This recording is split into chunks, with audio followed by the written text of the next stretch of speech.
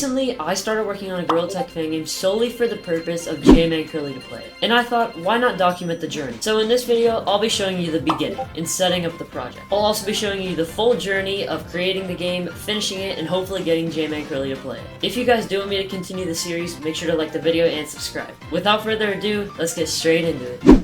So the first thing I did was begin setting up XR plugin management, which if you don't know what that is, it basically allows you to play your game on VR and export it to VR.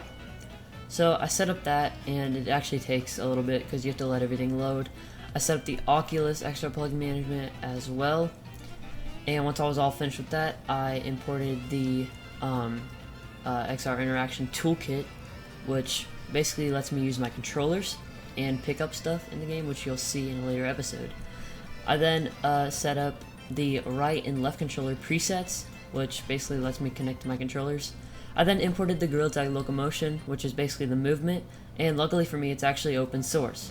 So I imported that into my game, and it took a little bit to load. And I set everything up, set up the controllers, set up the actual player, and I'll rig the player model in a later episode, but that will not be in this one. I imported Pro Builder, did all that, as you can see here. And just setting up extra stuff.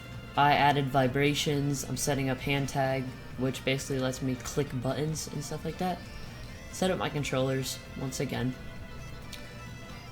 And, yep.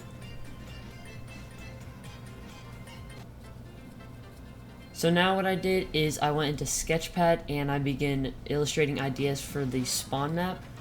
Just did really goofy concept art, but as you can see, I did eventually get it figured out. We're going to have a computer, a wardrobe, the basic stuff, but we're also going to have some extra stuff, which I'm really excited for. Again, you guys will obviously be able to play this game. I will release it whenever I'm finished with it, but obviously it's solely for the purpose of getting JMan to play it, which is actually a pretty funny concept to me. So, in the spawn, we're going to have a TV set, a JMan statue. We're going to have a thing where you can search different maps and then teleport to them, which is going to be pretty cool in my opinion. We'll also have a code of conduct board, obviously, to set the rules, and we will have a button for our Discord. I don't know if I'm going to make one yet, but we'll also maybe have a voting system. That'll be pretty cool, and then we'll have a rug in the middle of that. So there's spawn for you. I'm very excited about making it. So what I did after was I opened Blender and began working on the spawn map. It didn't take that long because it's really simple, but it'll have a bunch of stuff in it which will make it extra cool. So I just began modeling that. I do have some modeling experience. I've made 2 separate games from this in the span of about a year and a half. So I made the layout of spawn, and then you'll see I go searching for materials for the walls and the floor, and eventually I do actually find a material that I like for the wall and floor, and I import them into Blender. And as you can see, I just put them on the walls. I used brick because that's what I like, but I couldn't quite figure out how to work a certain wall, but that's fine because it looks good anyways. I then put the floor material, which is just, you know, wood. Then what I did, it automatically adds shadow lighting, which it didn't do that in my last project, but it's probably because I upgraded versions for Unity. So that's pretty cool. So then what I did is I began modeling the desk setup with the computer, keyboard, and chair, and it actually turned out better than I expected. So I modeled the table, and then I began modeling a monitor. I wanted to go for an older monitor look, and it actually turned out pretty good. So I'm going to have 2 of them. One of them is going to be your name and stuff, and then the other one's going to display your stats, like your FPS and what room you're in and stuff like that. I already had a keyboard from a separate game I made, and I just used some models from there. So I already had the keyboard, and then I began modeling the chair, which actually turned out pretty good. I went for this like beachy chair look. I don't know why, but it just looks pretty cool, so I just went for that. And then I made some cords that connect the monitors just for some extra detail, and they came out alright, but what really looked good was the monitors, chair, and desk. And then I added materials, of course, because you need materials for your stuff to make your game look good, obviously. So I was just fixing materials up for the desk, as you can see. It took me a while, but I eventually finished adding materials for the desk, and then I moved on to adding materials for the monitor, chair, and monitor, chair, and keyboard. I went for a plastic look, a metal plastic look. So I added that to the monitor, to the cords, and to the keyboard. And then I added a fabric texture to the chair. And they don't look great right now, but I'm going to pixelate them in the Unity inspector, and then they'll look pretty good then. So what I did was I just imported them into my actual game, and they look fantastic, but I still have to add materials on there, which I will do in a second. So as you can see, I'm just importing them, and I'm about to import materials.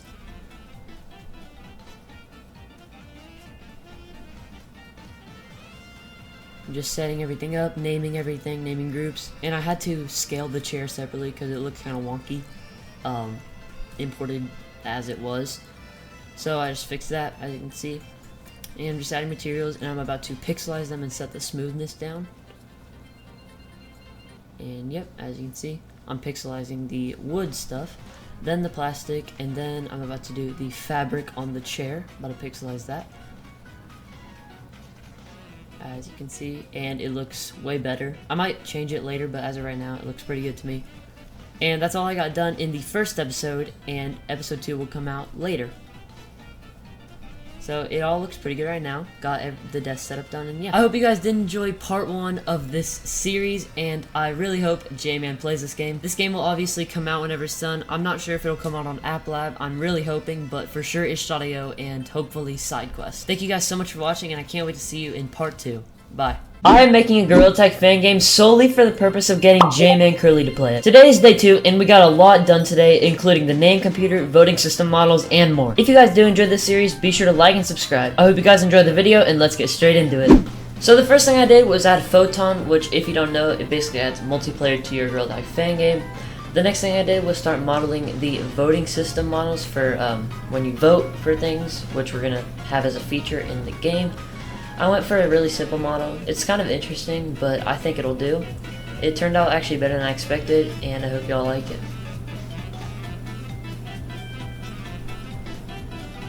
So it kind of resembles like a couch type model, but it's for voting. It's going to be, one button's going to be yes, one button's going to be no, and it's just going to be random stuff, you know, just random voting stuff. For updates we'll add to the game, or an event we'll do for the game. Really, we haven't decided yet, but it'll be really fun to do.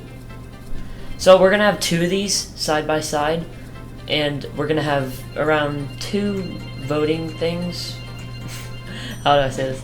We're gonna have 2 voting things because there's gonna be 2 side by side. So as you can see, I'm just grabbing materials for them. I didn't know which materials to go for, but I just chose a plastic metal type material, and it turned out fine. As you can see, I'm just adding the materials, and I'm almost finished with it. Just gotta adjust the materials to my liking, and now I'll export it to our actual project. And now I'll add it to our project. It actually looked pretty good in the game. I still had to add materials, but that's fine. And as you can see, it'll go in the middle just like the sketch I did in Sketchpad. It's gonna go in the middle right there, and as I said, there's gonna be 2 of them. That's why I duplicated it and put one behind it. There's gonna be 2 voting systems, 2 votes, as you can see. So now what I did is I went and grabbed the retro TV set from my other game that I modeled beforehand, and I decided to put it in this game because I thought it looked pretty cool, and we can just, you know, put random videos on the TV, put the trailer on the TV, who knows. Y'all can also decide what we put on the TV. So I just scaled that down, put it right there, just some easy stuff, just set that up. And it was actually glitched where you could see through it, so I had to fix that. I added a silver material to the buttons, as you can see, really shiny. And then what I did was I just fixed a little problem where you could see inside the TV.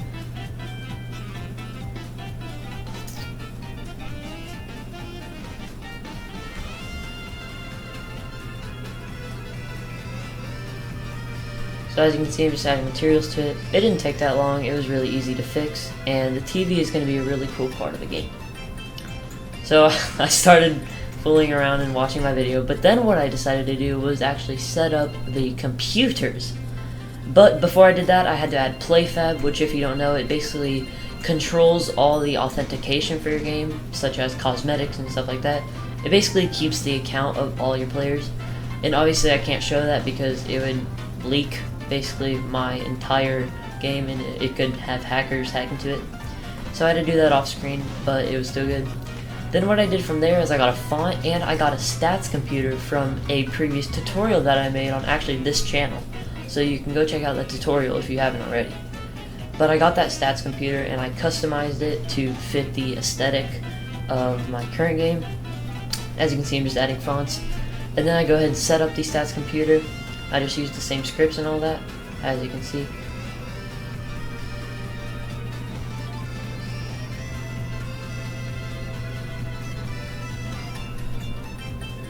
And by the way, guys, if y'all take any inspiration from this game and want to add it to your own game, it's completely fine. You don't have to give any credit. You know, I take inspiration as well. You should take inspiration. It's what matters when you're making games. So if y'all see something you like in here, please add it to your game. And you don't have to give me credit, because I do not take any of these ideas as original, because everyone should use them and get inspiration. So anyways, I'm adding FPS, local time, your PlayFab ID, the online players, the players in room, and whether you're connected to Wi-Fi. That's all the stats that's going to be displayed on this computer. As you can see, I'm just setting that up. And it didn't take too long to set up. I just had to attach scripts and set the scripts up. And that's basically all I did for the stats computer.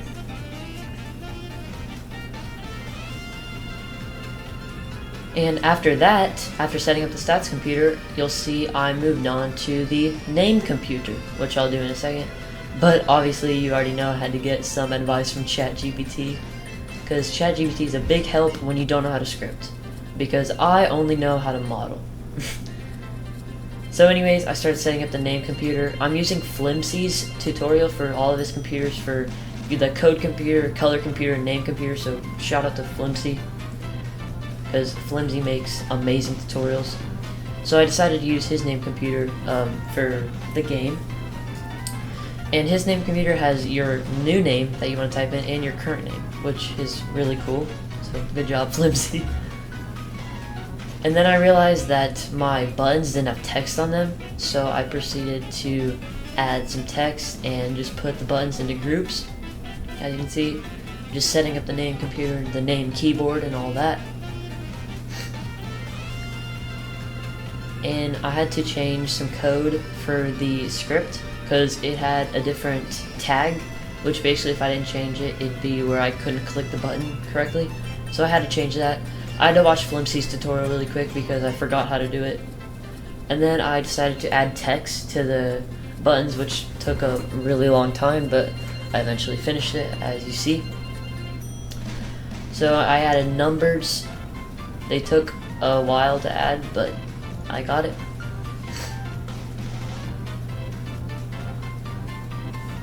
And then I just copied them down, moved them down, and I'm gonna add letters now. I decided to go for the exact same keyboard layout as a normal computer would have, because I thought that's what everyone's used to, so why not do that? In my last game I had it by order of alphabet, which people did not like that, so I decided to switch it up and go for this instead. Also, I'm gonna have arrow keys, just like gorillatag, to shuffle through tabs, so that's gonna be pretty cool. Because not a lot of games have arrow keys for some reason, even though they're super easy to set up with a tab system. So I was gonna have symbols, but then I realized that I didn't really want to search up symbols when I'm trying to ban someone in the PlayFab. I had symbols in my last game, but I just decided to not use them. I added arrow keys, added a backspace and enter, obviously, because you need those when making a computer. And I just set up the correct name to correspond with the script that I added by Flimsy, obviously, so shout out to Flimsy once again. And I was finished with the keyboard.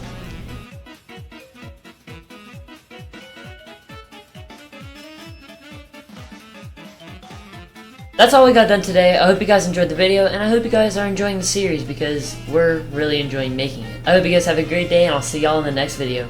Bye. I am making a gorillatag fangame solely for the purpose of getting JMancurly to play it. Welcome to day 3. Today we got a lot done involving the player model. I also have a big announcement. My IRL friend, who's also a dev and helps with music and concept art, will be joining me in this series. He will have his own bit later on in the video, so make sure to stay tuned for that. Remember, if y'all are enjoying the series, make sure to like and subscribe. Without further ado, let's get straight into it. So the first thing I did was begin modeling the player model because I hadn't started this and I needed to start it. Now, I will tell you guys, I suck at modeling player models. Like, it's one of my worst things to model. I'm really good at modeling props and maps and stuff like that, but I am not great when it comes to modeling player models. But anyway, besides that, I began sculpting the head of the player model. I wanted to go for more of like a squared look, like Capuchin, if y'all have ever played that. So I went for the more squared look. I finished sculpting it, and then I began modeling the body. I went for a more like fat look because, I mean, it's cooler if they're fat, if the monkey's fatter. And the body wasn't that great, to be honest. I didn't really know how to make it amazing, but you get what you get. Anyways, after that, I began modeling the arms. I started with the upper arm, obviously, and then I copied and moved on to the lower arm. But I had to scale right. I had to scale the arm right. So, as you can see here, I just copied and did the other arm. You know, easy stuff, easy stuff. And as you'll soon see after that, I began modeling the hands, because you obviously need hands. Circles are just outdated to have. I went for a more stubby hand look, like Monkey's Realm, if y'all have ever played that, because I actually really like their hands. I like the stubby hand look, because it's really easy to model, and it's really playful, I feel like, and I don't know, I just really like it. So I did that, modeled that, and then I attached it to the player, had to scale it down to fit the player, and I just copied it, moved it to the other side. And as you'll soon see, I realized the arms were too long, so I eventually scaled them down. And then I realized they were too long again, and I scaled them down later. You'll see that. So I just subdivided everything, made it more smooth. And then the face is gonna obviously be JMancurly, you know, it's gotta be JMancurly. So I searched for an image and I located the image that I liked. And I am just scaling down the face part that I actually want. And then I attached the actual face, JMancurly's face. And as you can see, it turned out really good. It's pretty funny, and it goes with the game really well. By the way, guys, the game's gonna be like a goofy type game. It's not gonna be very serious. It's just gonna be really goofy. So be sure to comment down what y'all want to see in game, because I will most likely add it if it's goofy and stuff. So anyways, I just scaled down the arms, and I just kept modeling. Oh, what the heck? What the heck's happening? What the? Guys, it's the other developer, Demo. I am the artist for the team, the other developer. So I'll do all the concept art, posters, music, FX, VFX, all that stuff you see, all that stuff behind the scenes when I'm working. And I'm going to narrate over a drawing I made, concept for kind of winter map. So I first start with blank canvas, how to get the right size. So first I start painting the sky and stuff, you know. I use a lot of different colors and blend them together to make it good, because if you don't have a good sky base, skybox, the drawing's ruined. So that's what you gotta do. I'm not putting too much effort into this because, you know, it's a concept. And I definitely made better drawings in the past, and you definitely will see better ones. But I'm just blurring it, making sure the back's good, backdrop looks good and stuff. And I'm gonna show a lot of different steps I do. And here I'm making a path up. I'm gonna make like a winter kind of cabin in a way. I started doing the outline for some of the trees on the sides. I'll add more detail to later on. I messed up a little bit here, so I have to redo a little bit of that tree. And I'm just making sure everything looks good. Now this is where I start the cabin. I make the roof, make the basic shape of it. It's a little sideways, so it's kind of weird, but it's fine. Do a little bit of the shading, and, you know, just kind of start sketching parts of it that I want, you know, in the certain places, with the windows, the door, the frame, all that. Make some trees on the back for backdrop as well. I, you know, color them different colors and change the size depending on how far they are and all that. And I continue with the cabin. This is where I do the official line art for it and official coloring for a lot of it, depending on the angle of where the wood's at. Then I go into more detail with everything, and I start to make the cabin look somewhat good, you know. Do a lot of the windows, make it look good. Doesn't look too good, but it's fine. And, I'm just making sure everything looks good and stuff right now. Just adjusting the cabin, making sure it looks best, because that's the main center point of the whole drawing. That's what most of your attention's going to be on. And, I'm just continuing to add small details and shading and the light source, which you can't see. I messed up on the tree on the right, which is fine, but I started doing a lot of the shadows and the highlights for the trees, and that's it. Alright, I don't know what happened there, but we're back to modeling. So, as you can see, I went and found the fur I liked on the player model. One of my friends had sent me some fur, so I just used that. But then I realized that I didn't like it that much, and I just ended up using the same fur. I then went to a tutorial to rig the player model. Now, I know how to rig one, but I was worried I wasn't doing it right, so I had to double check, and it turns out I actually was. So, this whole video was a complete waste of time because I actually ended up rigging it the exact same as I always do. So as you can see, I started rigging it, just did some easy stuff, If y'all do want a tutorial actually on how to rig your player model, let me know, because actually before this series I was doing tutorials for your gorillatag fangame. So let me know if y'all want to see that some more. But anyways, I finished rigging. I did automatic weights, which basically connects your rig to your actual player model. As you can see, the player model turned out decent. As I said before, I'm not great at modeling player models, but I think it turned out alright. So then I just double checked myself to make sure I did everything right. Just added these last finishing touches for the rig, and I'll soon export it. I was just naming the rigs. So then after that, I began exporting it, and I put it in Unity, as you see shortly after this video. Just had to name folders, and there's our project again. So then I imported the model, but then I realized something was wrong, so I went and changed that really quick, and then I quickly put the model back in. I began setting it up in the actual Unity inspector, which you have to use Photon to set up the player model, because Photon connects all the multiplayer and all the rigging and stuff like that. So I continued to set up the model, as you can see, and I actually made it where it updates when off screen, which basically makes it where the objects don't randomly turn invisible, because I've had that problem before.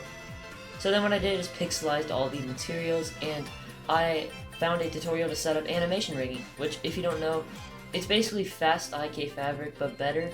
And if you don't know what Fast IK Fabric is it's like how to set up movement for your model, basically, in Unity. So I downloaded animation rigging, and I forgot how to set it up, so I was just watching a tutorial. Shout out to Gorilla Brian, by the way. He's the one who helped me with this. He made the tutorial, so definitely go check him out, because he has amazing fangame tutorials. So I just continued following his tutorial. It was really nice and very, very straightforward, unlike a lot of other tutorials that I've seen. So I just did that. It took a little bit, probably like 10 minutes, but I eventually finished setting it up, as you can see. So then what I did is I went in the actual Unity inspector and I tested it, and there was a glitch or something, but I'll figure that out, and the movement was actually really good. So then what I did was I went to Flimsy and I searched up how to add an offline rig, which basically what that is, it's you can still see your player model even when you're not connected to a server. And I went to who everyone goes to when they're first starting to make their fangame, Be Awesome. He's an amazing tutorial maker, and definitely go check him out.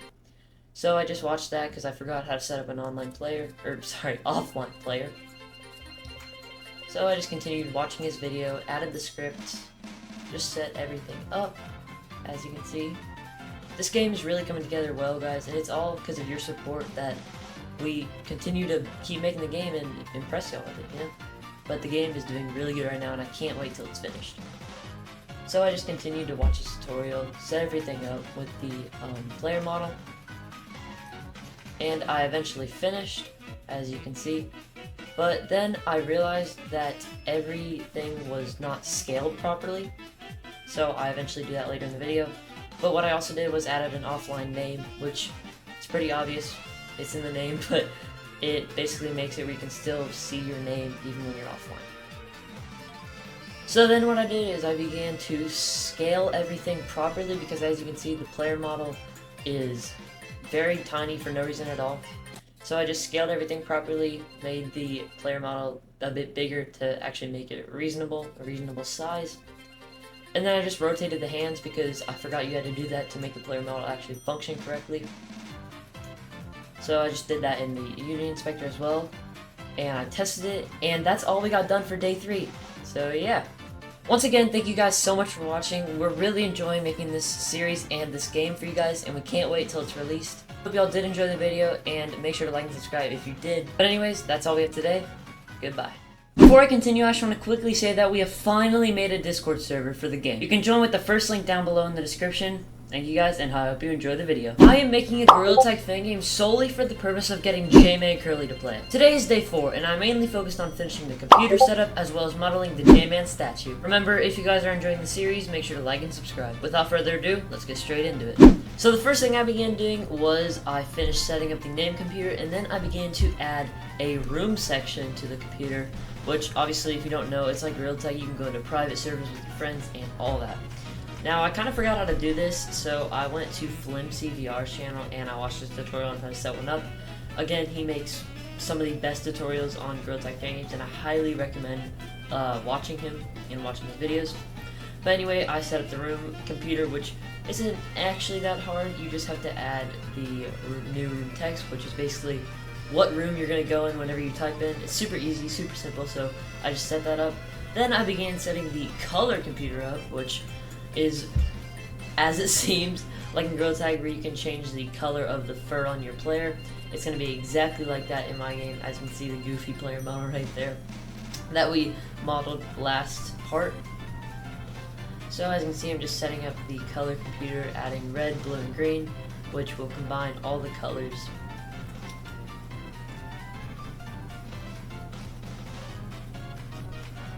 And I'm just setting up the script, continuing to watch the tutorial. And I began changing the keycaps on the keyboard because if you don't know, color computers use different keycaps. It's like 1 through 10 using red, green, and blue. So I just had to change that around, had to make new buttons and new keys. And yes guys, we will obviously have a tab system. As you can see, the arrows on the bottom right of the keyboard layout, those will go from name, room, to color. And if you guys do want me to add any other tabs to the computer, just let me know. I'll probably add some like turn settings eventually, obviously credits and all that. But as of right now, I'm just setting up name, room, and color for release. So as you can see, I'm just adjusting the scripts. I had to add each color value to each key, and it was actually really simple, so thank you again, Flimsy, for making that script.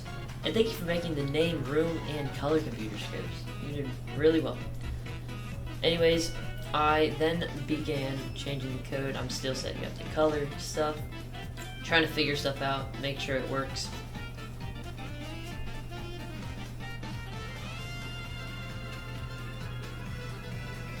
And as you can see, I do actually finish, and I begin setting up the tab systems for the tab buttons on the computer. It actually is a pretty simple script, and I eventually did set that up really easily. I then looked at spawn to make sure what I was doing is right, and I finally began modeling the JMan statue, which I cooked on this one, I'm not even gonna lie. So I found the JMan head model that I used in my other game from Sketchfab, because that's the only model I use from Sketchfab, because I cannot model faces, and I really needed to get it right if it's a JMan goofy kind of game. So I grabbed a different, the same player model, but it had colliders for this one, and I just adjusted the arms to make it touch the floor, as you can see, just adjusting the hands.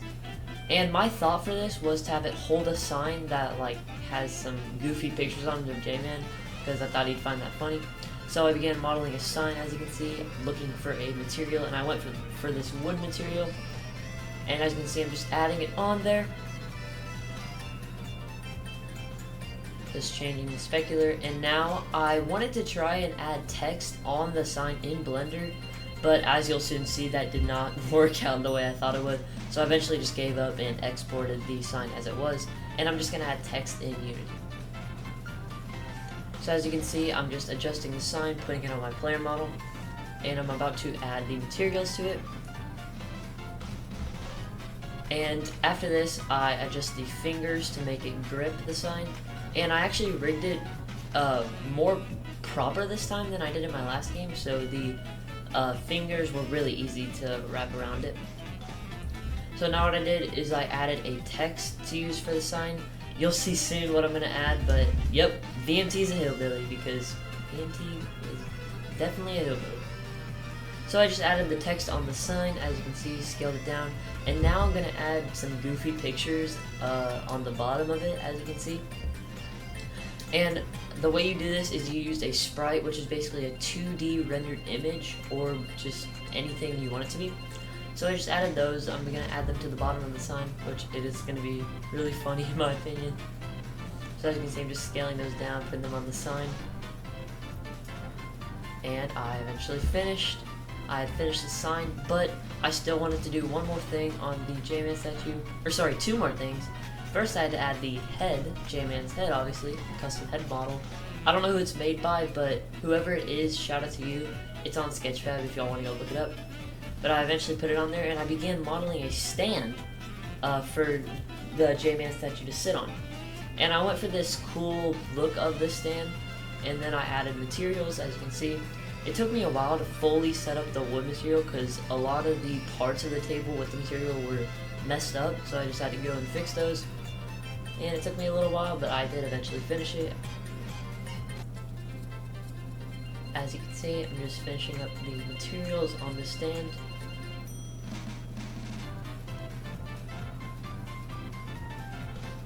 And as you can see, I'm finally finished. I just adjusted the material and then exported it back to Unity, and I began setting it up for the JMan statue to sit on. Had to move the voting systems out of the way a bit, because it would have been really crammed if I didn't.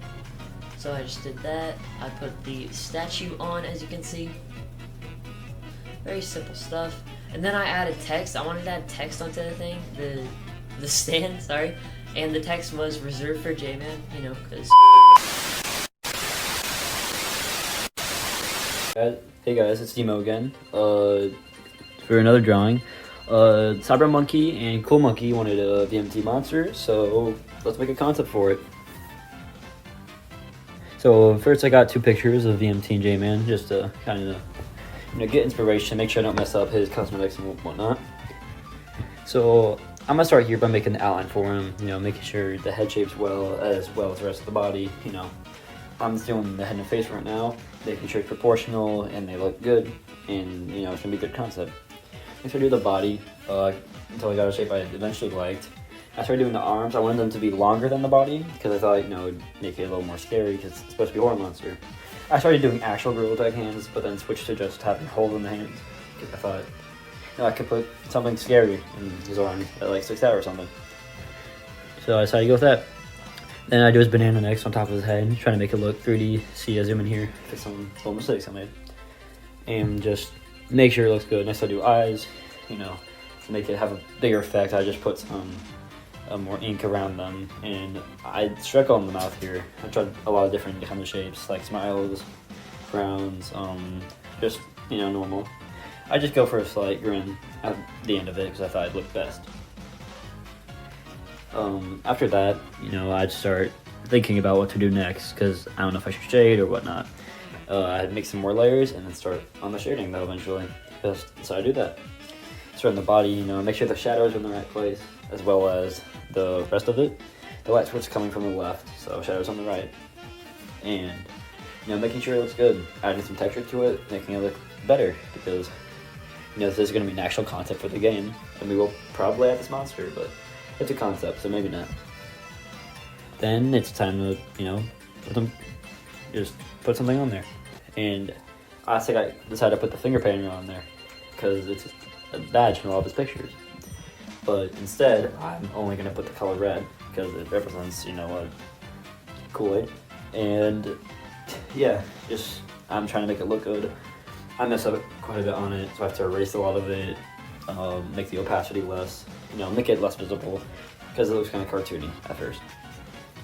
Then, I'm just struggling with it, to be honest, for a shape that I kind of liked. And, after I got that down, I left it and stuff. And I know drawing can be a little less exciting than modeling for some of y'all, but hopefully I get some audience who actually likes this stuff. So next, I go in the hands. As you can see, I'm just making them kind of like they're cut off, and you can have a look into the arms and body. And you know, I'm just adding color here once again for his banana, just some light shading to, you know, get something there. I realized halfway through that his color is white. Started to see kind of like a dirty gray look on him, and it really didn't improve it too much, but just got rid of a lot of the blank spaces there that look kind of empty and scratchy and just not good. I continued that, put some red in the red areas and all that all throughout, as you can see here. And you know, eventually I got to something I found good and enjoyable. And then I started adding teeth to the red part, so I thought, you know, why not? Make something scary for it, because just having no hands isn't too terrifying. To try to add some teeth to make it a little bit scarier. Do the right side, then, you know, copy on the left, of course. Sorry, I'm a little out of breath. And then I decided to put a tongue in one of them, because, yeah, I was going to put in both, but I'm lazy and fat, so I decided not to do that. You know, here I'm, you know, drawing it, making sure it looks all good. Outline and then color, and then here I do the shading. It takes me a little bit to mess around with some of the layers to make it look like it's actually going inside of the arm. Got it to a point that I found good for concept. You know, I'm not making it too good because it's a concept and that's what I do. I don't do full render drawings. That's what you got, you know, remember. Mess with the background color for a little bit, see if anything would make it look a little better. So I don't know, slightly grayer than before. You know, mess up here. Making a, well, you'll see what it is, but kind of wood planks that go up from the ground to the left. It's kind of hard to see it's wood, but not really, you know. Concept once again, not a render. Make a little hook that, you know, is gray, made of metal. And I started adding rope. I'm not gonna talk too much about what I did here because, you know, he's just having fun. He's on a swing set, we'll say that. He's having fun, don't worry about having there.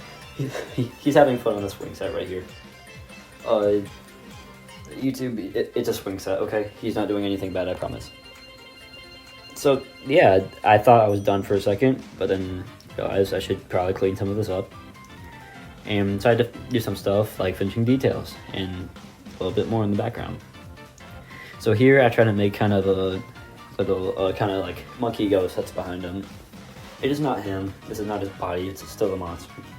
But, you know, if you catch the reference, you catch it. I decided to make someone that is friends with the EMT, has a little thing in the back. I tried to make his hat, but didn't go too well. It looked really weird, so I decided to get rid of it and just make the head. Which one doesn't look too good, but it's fine. It's just a little detail I wanted to add, because I thought it looked good. And just add it there for people to catch in case they understand what it is. I know 90% of y'all probably will. And then I just adjust the settings until something looks good with the backdrop and with everything else in the picture. You know, just light there, it's not the center of attention. So yeah, make the eyes glow up, because I thought that'd be kind of cool. And you know, that may or may not stay for the game, we don't know. Then just adjust the settings for all the colors, make the background darker to really make his eyes look brighter.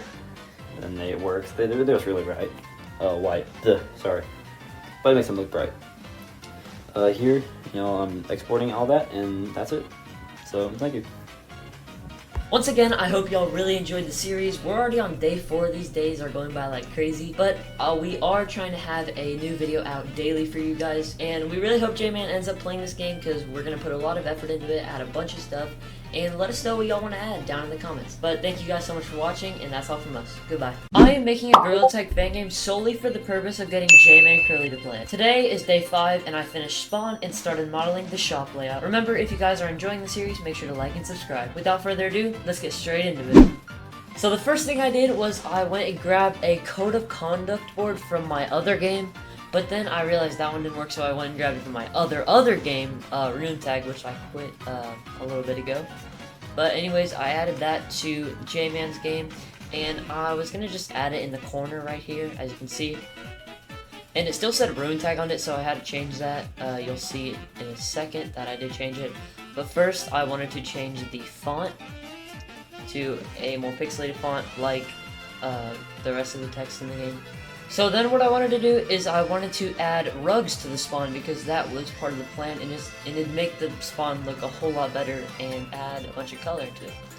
So I went looking for a carpet texture, and I eventually found one on Ambient. and I made the shape of the carpet just a basic cylinder. It's going to be a circle carpet. And once I added the texture to the carpet, it actually fit perfectly, and I didn't have to do any adjusting or anything, so that was really nice. And I want to add a carpet around the voting system, so that's exactly what I did. As you see, it's just a little square circle type carpet. I don't really know what to call it, but it goes around the vending machines, and I had to scale it up to make it fit. And I had to do a little bit of readjusting to the material, but it all turned out great, and it looks great. So the spawn is almost done. I still probably am going to add a few things, but as of right now, I'm going to stop focusing on that, and you'll see in a second that I begin working on the shop concept, as you'll see. So the shop is going to be really simple because I want to focus more on other maps, because who really goes in the shop to just hang around? Usually you just go in the shop to buy cosmetics. So I wanted it to be really simple with some effort though. So as you'll see, I begin modeling the shop layout in in Blender. I begin modeling it in Blender. So I was modeling the cosmetic stand. As you can see, we're gonna have 4 cosmetics, I believe, on each stand. And there's going to be 2 stands to start out with the game. We'll add more cosmetics, obviously, within later updates. But for the release, we're probably just going to have 2 stands with 8 cosmetics total. And obviously, I had to get a head model to, show the cosmetics working on a player's head. So I just added that to the stand, as you can see. And so far, it's looking great. And I'm adding a super cool beveled button, which I haven't seen. Usually games have just square buttons, but I wanted to switch it up a bit. Some really small detail, but it looks pretty cool. So as you'll see, 4 head models, which means 4 cosmetics on each stand. And then I'll duplicate the stand and put it on the other side, as you'll see in a second. There we go. As you see, I just put it on the other side.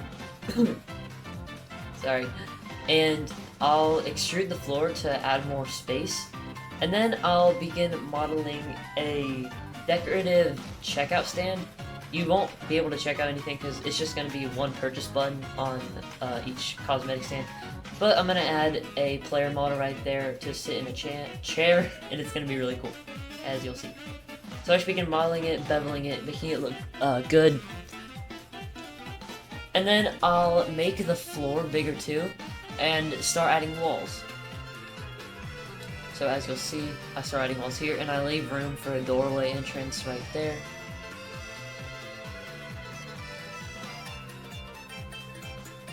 And then I'll begin modeling the mirror background area. I don't really know what to call it, but basically the thing that holds the mirror in place. So just a little backboard, as you can see. And I'm trying to get the mirror size right, and I eventually went with this one. Not too big, not too small, but just right. So the mirror will go in there. As you'll see later in the video, I put the mirror in there in Unity. So then what I do is I just add it to the shop layout, and just like that, we have added the mirror. Then I'll begin working on what I dread the most in every model, adding materials, because adding materials just takes way too long for no reason at all. So as you'll see, I went and used the same floor texture, obviously, because I want to use the same textures for a lot of things in this game just to be more efficient. So I grabbed the floor texture and the brick texture for the inside area, and I'm going to use a plank texture for the stands and the checkout stand. I've been using this plank texture for a while in a lot of my games, and it just looks really nice when pixelated. So as you'll see, I'm just readjusting all the textures to fit the stand.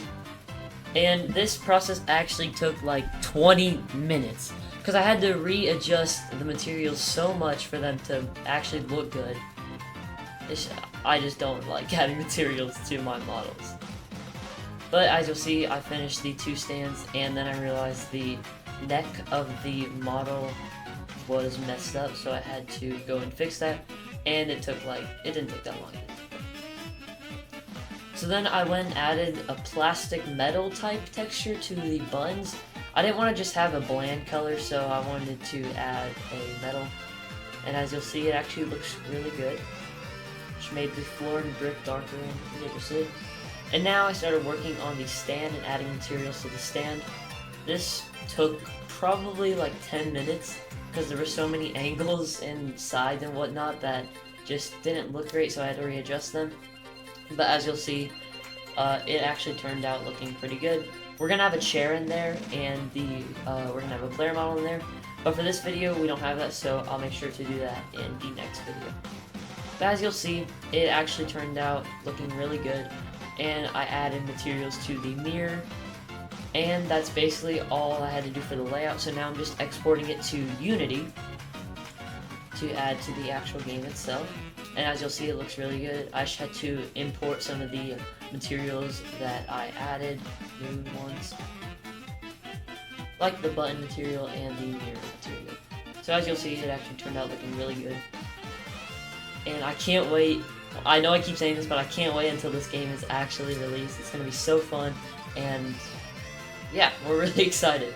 So I actually added the mirror material and the mirror object. As you'll see, I'm just setting up the mirror. The mirror, here's the thing with mirrors. If they're too high quality, it makes your game lag like crazy. And I went through that when I was doing my other game, and I finally realized how to fix it. You just have to pixelize the mirror. So it may not look great, but it makes the game run smoothly. And honestly, I actually kind of like the look because it goes with the whole pixelized style of the game, so really I don't mind it. But, I mean, it is kind of hard to look at. Thank you guys so much for watching. That's all I got done today. I hope y'all did enjoy the video, and I hope y'all are liking the game so far, because we really hope you do, because that's honestly all that matters. Make sure to like and subscribe if you did enjoy the video, and we'll see y'all in the next one. Goodbye. I am making a gorillatag fangame solely for the purpose of getting JMancurly to play it. Today is day 6, and I'm mainly focused on modeling and setting up cosmetics. Remember, if you guys are enjoying the series, make sure to like and subscribe. Also, make sure to join the official Discord server for this game with the link in the description. Once we hit 500 members, I'll be releasing mod forms. Without further ado, let's get straight into it. So the first thing I did was forget to start recording. Yes, if you didn't know, before this, I forgot to start recording, so I got more done off camera. I added some props to shop, but that's really it. So anyways, I began setting up the cosmetics, and I added the JMan head, obviously. It's probably going to be the most iconic cosmetic of the game. But then I began working on yellow tape with a phone attached to it, obviously. Very nice ad, I know. There's no copyright. But anyways, I started working on this yellow tape, and as you can see, it looks great. And then I'll start modeling a phone shortly after this. I had to get inspiration from more of JMan's videos really quickly. But yep, I start modeling a phone to go on it, because you don't know, JMan always has a phone attached to his yellow tape. And then I started working on the cameras to go with the phone, because every phone is obviously. So I began modeling the cameras, and they turned out alright, but the phone overall looked pretty good. It didn't take that long, actually. It's actually, yeah, really simple. So I just quickly modeled that, and as you can see, I'm just looking for a material.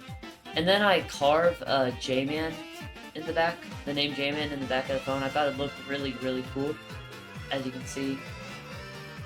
And it actually ended up turning out really cool, like I thought. It's kind of hard to see in game, but if you like pay close attention, you will see it. I thought it was a cool little detail. So the cosmetic actually ended up turning out great, and it looked a lot like the one I used in JMan's videos, as you can see. So I'm just adding materials here, adding a metallic material to the phone, as you can see. And then I'll export it, and then I'll begin working on square glasses, which if you've seen some of JMan's videos, in a couple of his videos he wears squared glasses, and I thought they looked pretty cool, so I wanted to model them. And it was really simple to model. They turned out alright, but they actually look pretty good. As you can see, I'm just modeling the second part of the glasses.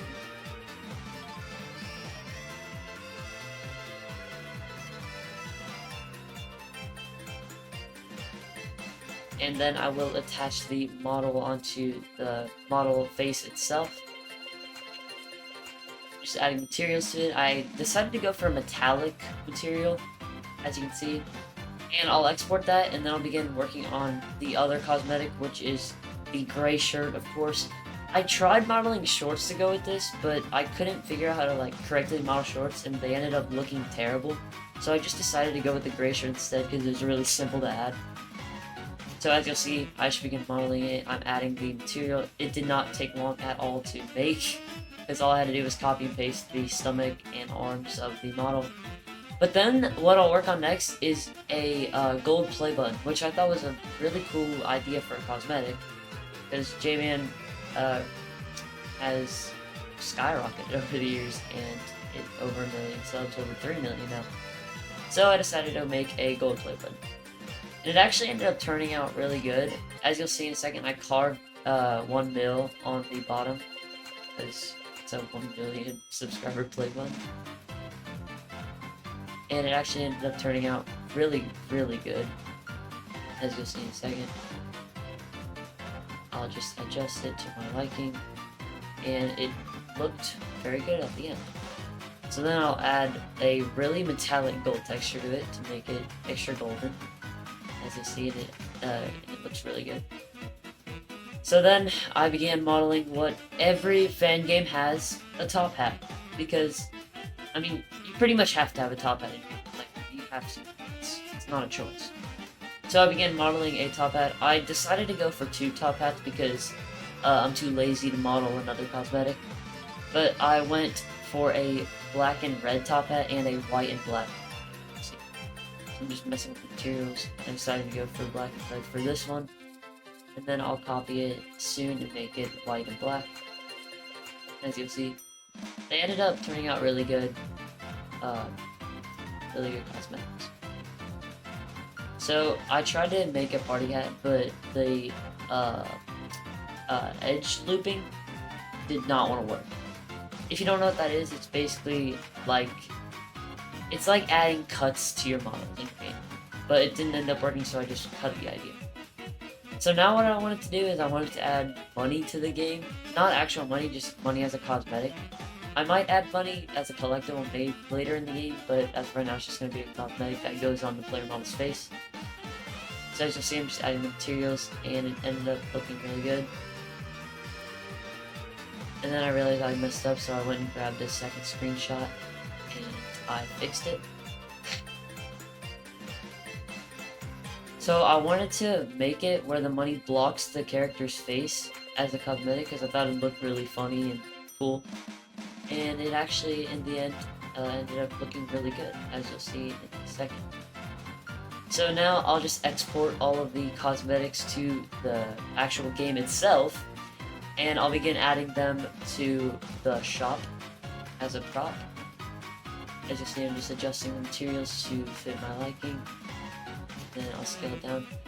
The problem with this was I couldn't really make it fit the headstands in the shop. As you'll see with this shirt, I kind of played with it a little to see how it would look, and I ended up just going with a small little shirt model next to the character head.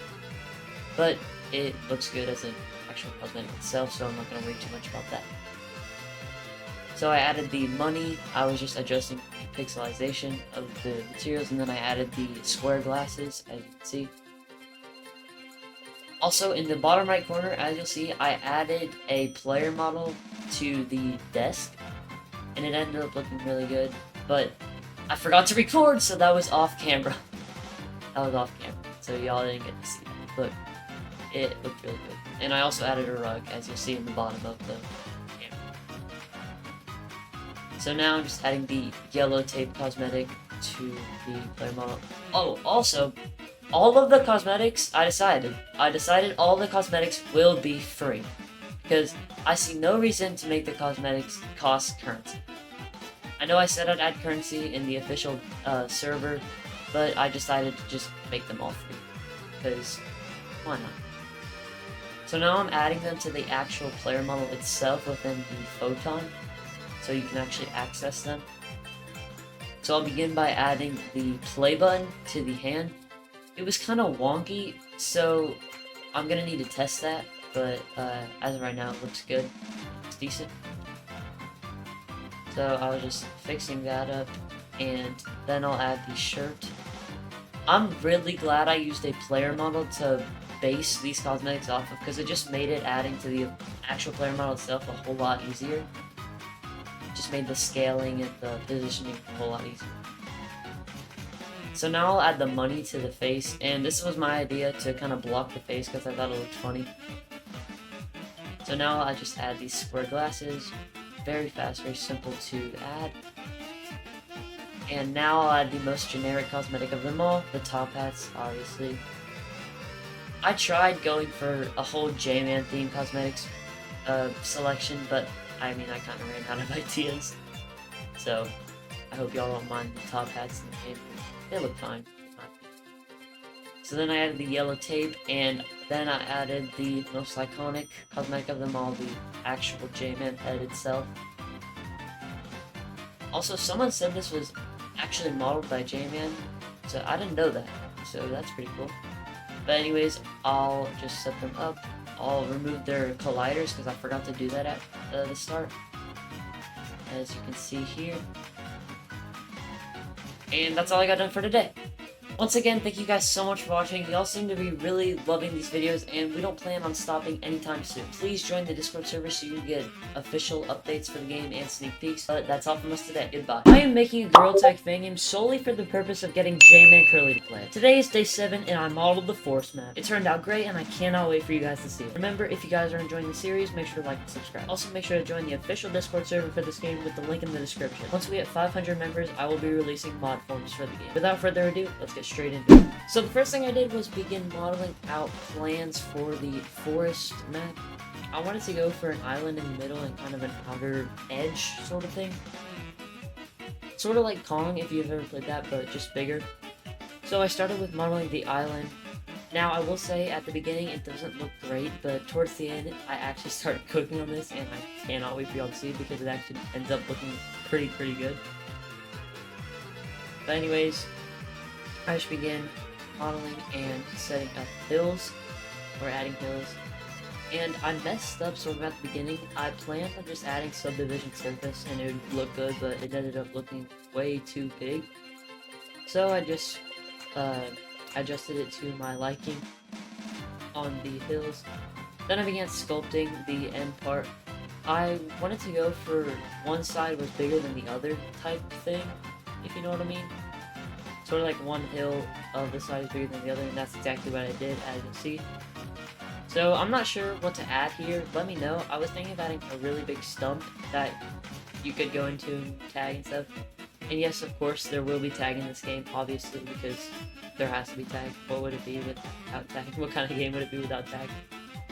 But anyways, now I'm just modeling the outside part, and this took me a longer time to model because of some bugs I kept getting with the sculpting, but I did end up finishing it. So as you see, I'm just adding some depth to it, and I'm just adjusting the inner part to my liking so it's not as squared as it seems.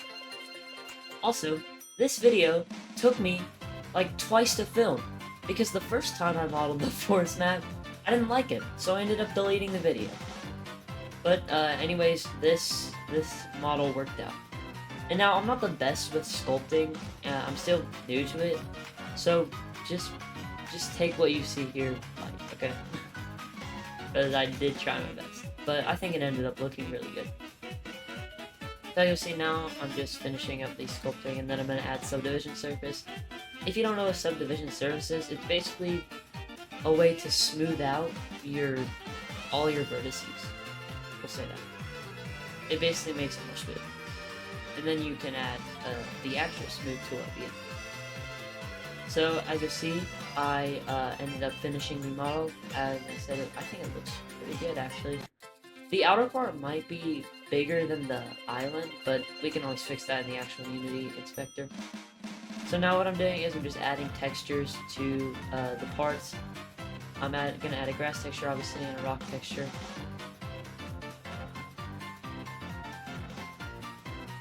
as you see, I added the grass texture. I went for not as more of a dark green and not as a light yellow color grass. I went kind of in between, as you see. And I went for this one because I thought it would look really good pixelated in Unity. And if you don't know, you can pixelate in Unity using the I just forgot what it's called, but you can pixelate in Unity using a tool in the inspector. So I ended up finishing the model, finishing adding materials, and now what I'm doing is I'm adding it in Unity, and as you'll see in a little bit, some of the faces did not render correctly. Like, here, I'll show you in a second, but some of the faces just didn't want to render. See? You see that? So I had to go back in Blender, I had to flip the normals of the faces to make them look good, look the right way, so they wouldn't just be invisible, and you couldn't glitch into them. And I added it back. I had to do that around 5 times because it kept getting messed up.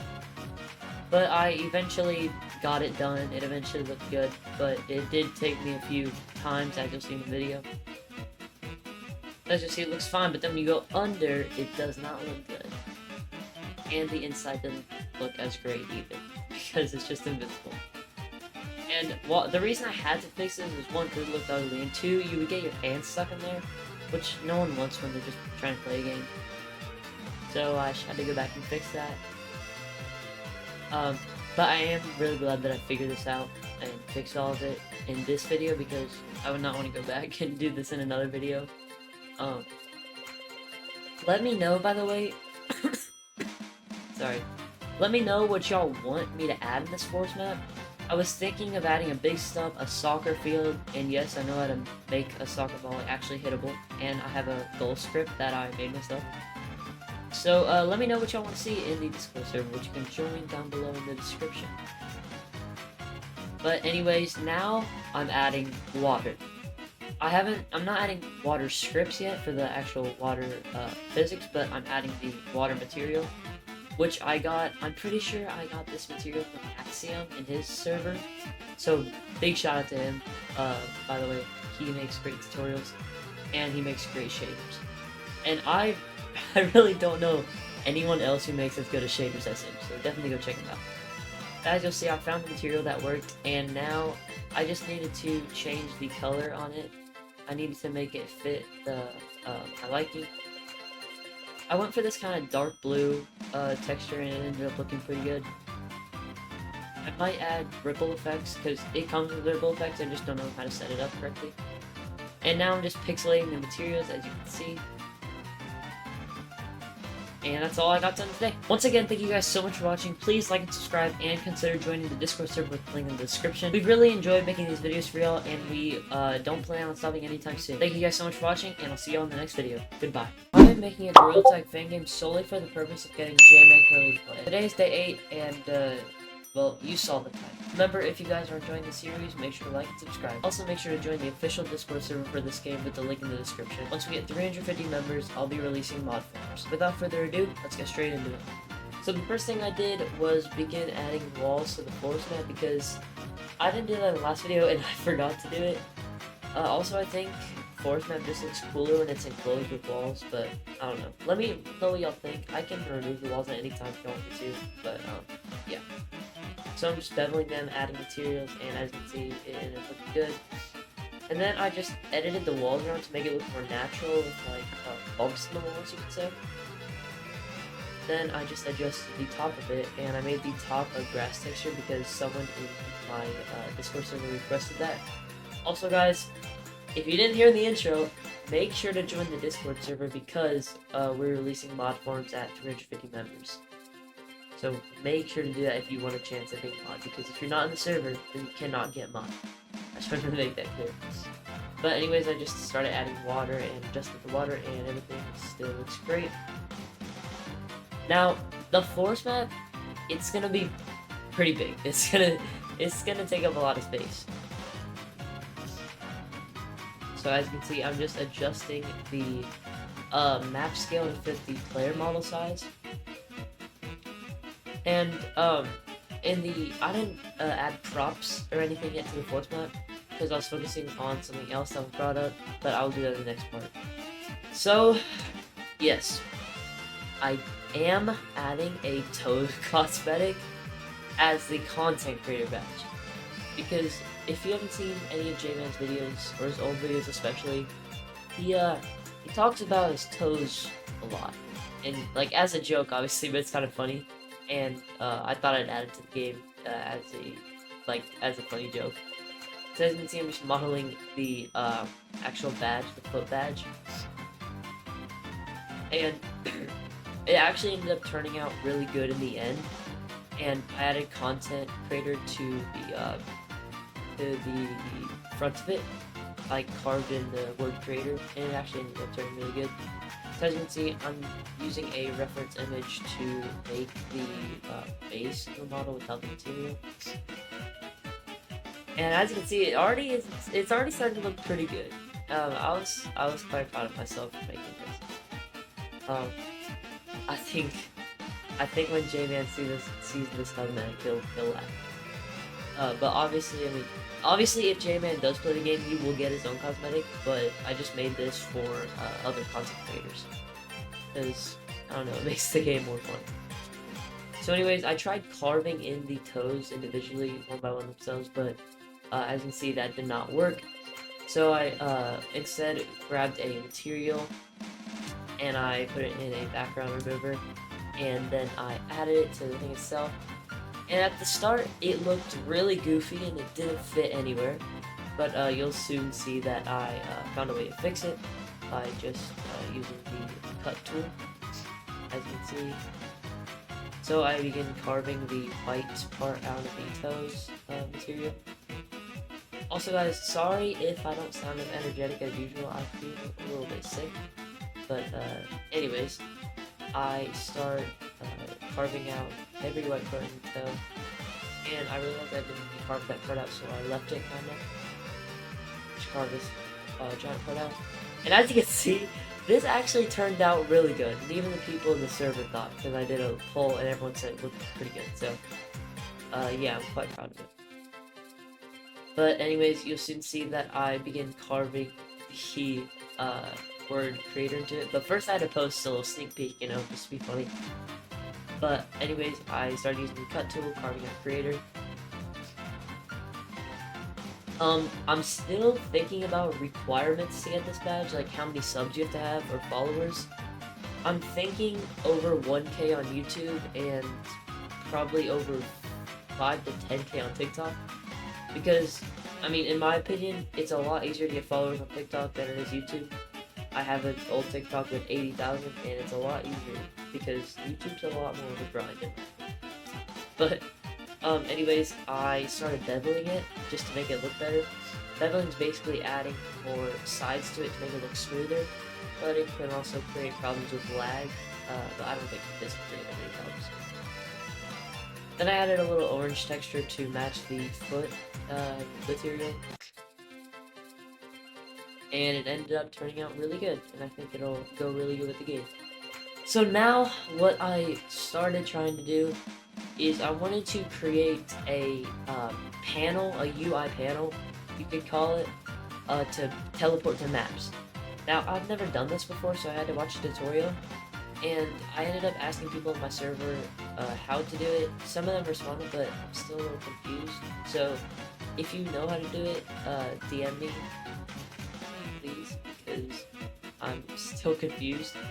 But as you can see, I'm following a tutorial on how to set up XR UI stuff.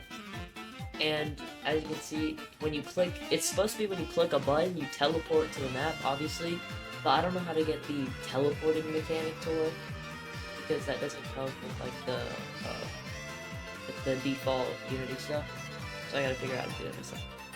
But anyways, I finished watching the tutorial, started setting it up. And by the way, this guy that I'm watching, very good at showing tutorials. It was very clear, so make sure to go subscribe. But then I went and looked if anyone had made a tutorial for a fan game on how to do that, and of course no one did the one time I needed it. But anyways, I tried watching another tutorial. That didn't end up working, so I just went back to working in Unity. And I tried everything I could. I tried doing anything in Unity, but as you'll soon see, I eventually gave up and went to ChatGPT for help.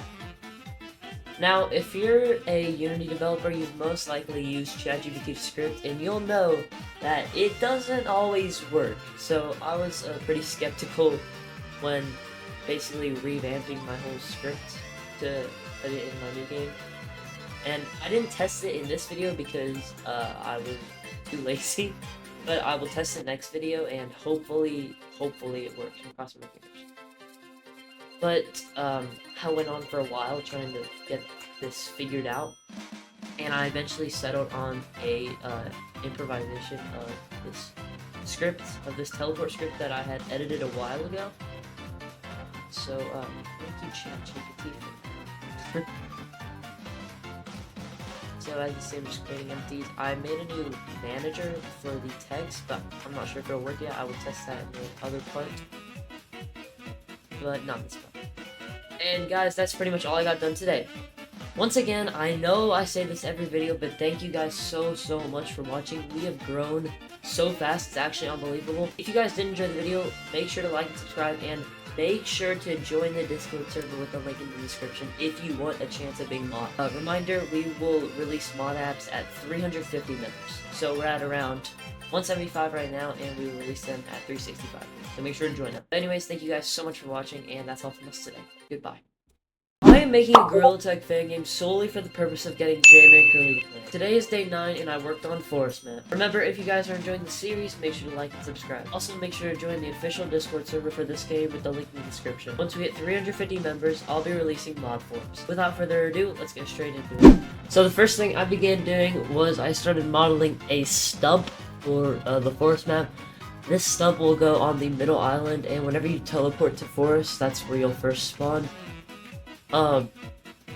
I know how to model some, I just really didn't know how to carve the inside, so I had to look up a quick tutorial. And this guy who I looked up, great tutorial, make sure to go subscribe to his channel, is in the video. But anyway, I started modeling the inside room of the stump. See you. And it took me a little while to get it, but I eventually found out how to do it to make it look pretty good.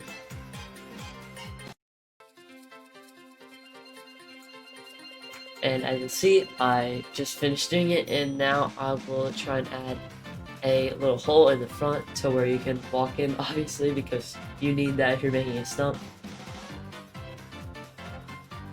And this took me like a few tries because I was dumb and didn't watch the full tutorial on how to do it.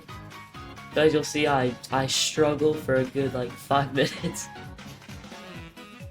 And I even try to carve it out myself without the boolean tool, but you'll see that does not work at all and ends up looking terrible. Looks very squared, as you'll see in the end. So yeah, I'm just trying to make it as circular as possible, but it doesn't work. I try to fill the edges, that doesn't work.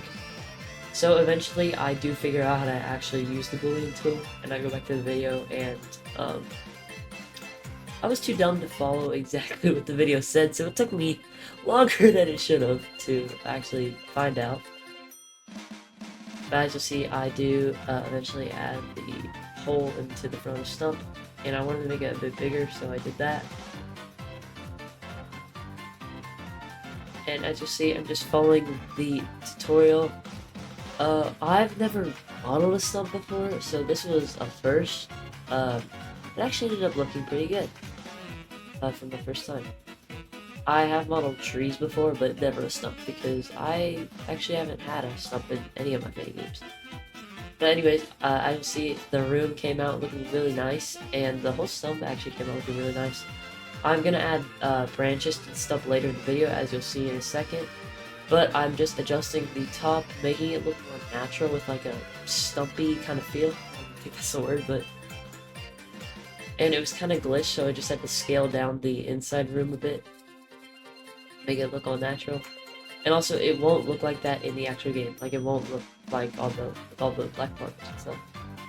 So I tried making a branch just for fun. But as you'll see, that did not work at all. It ended up looking terrible. So I just got a branch that I modeled before from my other game, Tag, and I decided just to add it to Stump to make it look natural, with like a more natural feel. And this will be better for tag anyway, because yes, there will be tag in every map actually. So I decided to go for 3 branches instead of just 2 to kind of make it more original, even though this is not original what I'm doing at all, making a stump, but I mean, I can't copy every single little thing, so. But anyways, now I'm just adding materials to the stump. I tried going for like a log, the top of a log material, but that didn't work. So you'll see eventually I just make everything in the stump the same material. And I'm using the same texture that I used for my other game for this one because I really like the look of it. And as you see, I just make everything the same. And also in Unity, it won't look like this because it'll be pixelated, so just ignore the super high quality look right now. As you'll see, I'm just looking for like a kind of top of a log texture, but none of them that I found really looked that good, and they didn't really look like they fit the game well. So as you'll see, eventually I just make everything the same texture because nothing I could find looked good. And I just made everything the same inside as well. So as you'll see now, I'm just exporting it to the actual game Unity. And I'm just importing all the textures, importing the stump, but you'll soon see that the inside wasn't rendering correctly, so I just had to go back and fix that really quick, and now it looks great. So I had to add it in the middle of the island, and you'll see that I kind of had to tip it over because there were a lot of hills, and the hills were kind of going inside the stump. Honestly, I think this makes it look more natural and a little bit cooler. Also, this will be really good for tag, because like with the stump, you can kind of just jump across the whole island. But anyways, now what I did is, remember in the last part when I tried to add that whole UI board and it didn't work? Yeah, I couldn't figure it out, so now I'm just adding an actual teleporter box where you actually have to click the buttons with your hands.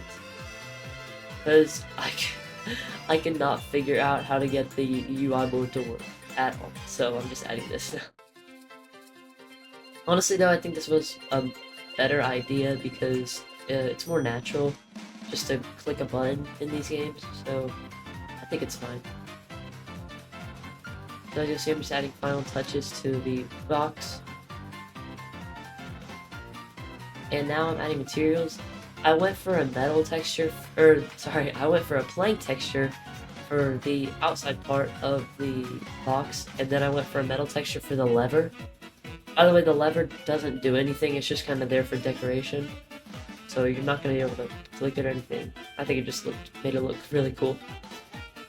So as you see, I'm adding plank textures, trying to fix everything because as of right now it kind of looks goofy.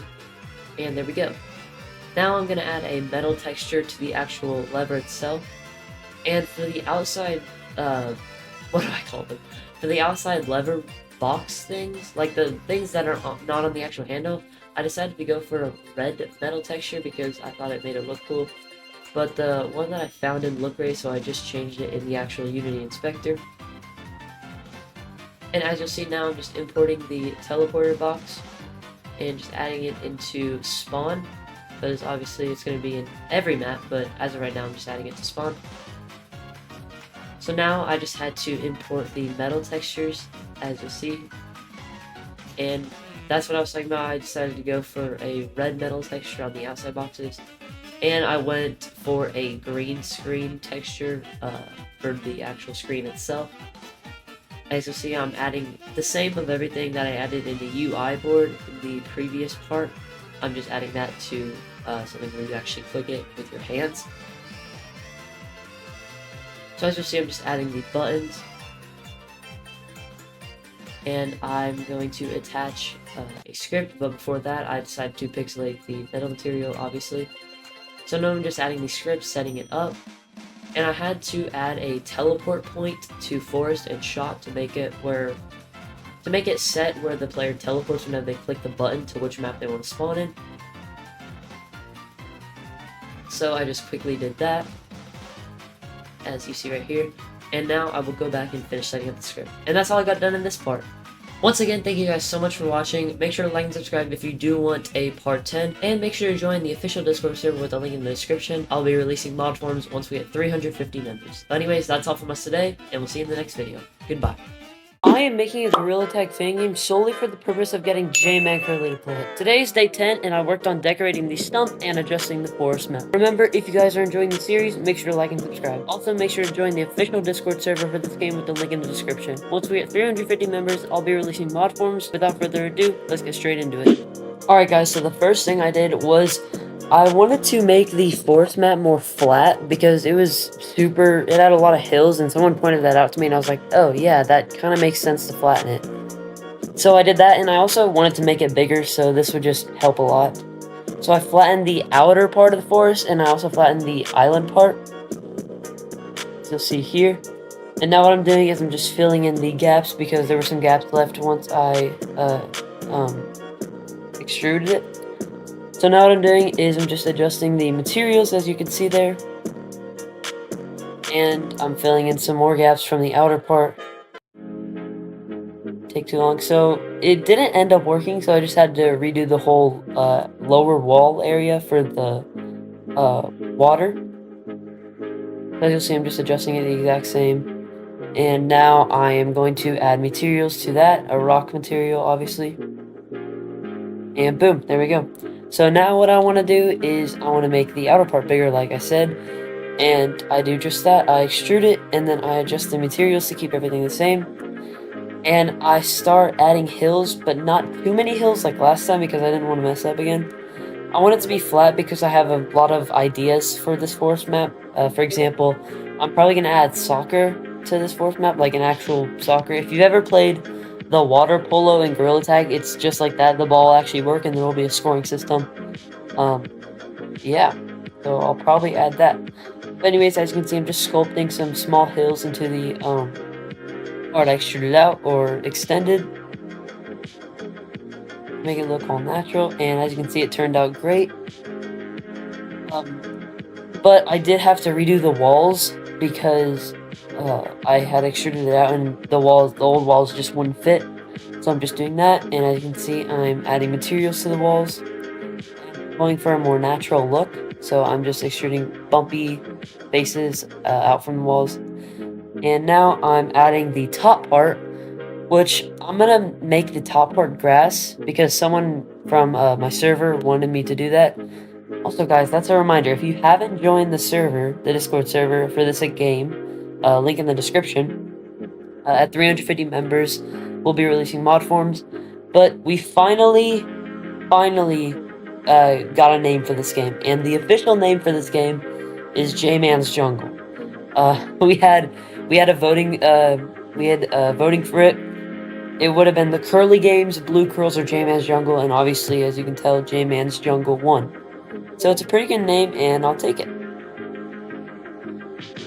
So now what I'm doing is I edited the name manager script to make it where it could host multiple name texts for multiple computers, because I wanted to be able to copy and paste the computers around different maps. And I wasn't able to do that with the original script, but I just edited it using ChatGPT because I'm too lazy to learn how to script. So now, as you can see, I'm just copying the desk setup and moving it into Stump and Forest. And it looked way too small for Stump, so what I did was I just scaled the Stump down and the map as well.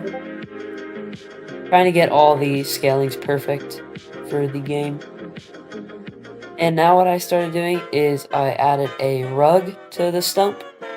Make it look nicer. More at home, you know? Be more at home. So, yeah. And then I decided to use the same code of conduct board to fill up space in the Stump because I ran out of ideas on what to add. Because I'm not creative at all. So I decided to add it just close to the entrance. And yeah, it ended up turning out really great. Oh, what just happened? Yo, what's happening? Oh, hey guys, know it's been a while since I've drawn on one of the episodes, but I'm back today. If any of y'all were wondering why I have been gone, it's because I didn't feel like doing work because I'm lazy and I don't want to do work. So here I start blending the background together, you know, try to make it look good. I probably should have just gotten an image off of Google at this point because that was a big waste of my time. Anyway, so yeah, so here I play around with it like I'm doing something, but I'm just making the video longer. Here I choose a brush. If you don't know what a brush is, then you should probably look that up. Here I make some gray squares as buildings, and a gray cylinder, because that's way better. Yeah, I don't know what I'm doing at this point. I'm pretty sure I was sick the day I did this or something. Anyway, so I started making some more buildings and stuff, you know, which you can obviously see if you just look at the screen. Then I decided to do something. Then I decided to stare at my screen for a minute straight and decided, oh my gosh, I'm stuttering. Anyways, here I do more buildings. Here I mess up the canvas and have to undo it. Yeah, so I'm making another building for the 80th time so far in this video. And fill it in, which I definitely needed to comment on. I make 2 more buildings, as you can clearly see by looking at the screen. You should honestly skip at this point, but if you're still here, I feel bad for you. Anyway, so I keep adding buildings for the 100th time I've said this video, because half this video is just me putting buildings in this frame, which are just gray squares made by a 5th grader. So I keep adding buildings, as I said before, and I'm just, you know, doing things to make it look better, but it's not working. Anyway, after I finish adding buildings, I decide to adjust the buildings with different filters to make myself feel better about it. But the funny thing is I end up choosing no filters for the front ones. You wanna know why? Because they all suck. I don't know what I was thinking. In the back one, I found a filter that actually looked better. So yeah, at this point, I'm just using the tools that AI probably made. And then claiming it as my own. So here I'm making the buildings look better by making them fade into the background. Then I keep playing around with it again because I don't know what on earth I'm doing. We've been through this before and it didn't work out. Anyway, so here I'm, you know, rethinking my life choices and switching between 80 different brushes because I'm special. After that, I decide to ruin the buildings even more by adding unnecessary lighting that I end up not even really keeping because I cover it with darkness. The light source is not good, and it makes no sense what I'm doing here, so please watch. As you can clearly see, I'm adding more detail to the buildings, but the detail is really not even detail, it's just scribbling on the building to make it look better. And for some reason, people believe it, that I'm actually making somewhat good art. If you don't think I'm making good art, you're probably right. This is probably a good time to say, if you have any ideas for concept art or things you want the other developer to model, just put them in the comment section. We're always looking for ideas, and we always read them. We read all the comments, so if you want to make a hate comment, please do it towards the other developer, because I'm insecure. Anyway, I decided to go on another building, because the first one took way too long. And I start, you know, adding more bits of detail. By detail, I mean just outlining it for the 50th time, this entire thing. Okay, then the first one is just a cube. I don't know what I was doing. Now I decided to go back. I don't know what I'm doing here. Then I make a 5th grader looking window with a random clock looking thing. And then decide to make the most uneven door frame I possibly could. Then I go in and start adding some black monkeys on top of the buildings to try to make me look like I'm him or something. It works very well, as you can see. I give him swords, which makes 0 sense, because that is not what this game is about, but it's probably fine. Then I make another butt monkey, but this one's even more fat than the last one. This one eats too much. Yeah, I just was too lazy to go back and fix it, so I just left him fat. Now I make a somewhat good-looking one, and then I make one falling down to his death, because who doesn't want to see that on a poster for a game?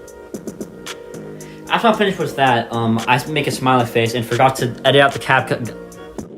Alright, so I have no clue what happened there, but we're back to the Unity project. So, anyways, I set up the name stuff to where I edited the script to make it all fit. And then I copy and pasted the teleporter so you could teleport back to spawn if you didn't want to be enforced anymore, or to shop. Obviously, I had to change the text to say spawn, and then I had to change the script a bit on that. Right now, guys, forest is looking great, the stump's looking great. Next part, I will probably add trees and prop the forest. It's just, I'm trying to fix the movement and all that, so it's just taking me a little bit longer. but I hope you guys can understand, because this game is doing really good, and it's helpful that y'all are supporting the game so much. But anyways, I re-added the water because I changed the map and I had to re-add the water, obviously. And I decided to mess around with the settings. I wanted to make the water a bit darker to go with the theme a bit more. I don't know, I thought it just looked better with the forest map. So I tried fooling around with the rippling and wave effects, but I couldn't really figure it out. Again, this water package is made by Axiom, so shout out to him. And now, it's sad, but I decided to fill up space by adding crates, because I had no other ideas. I know, it's really sad.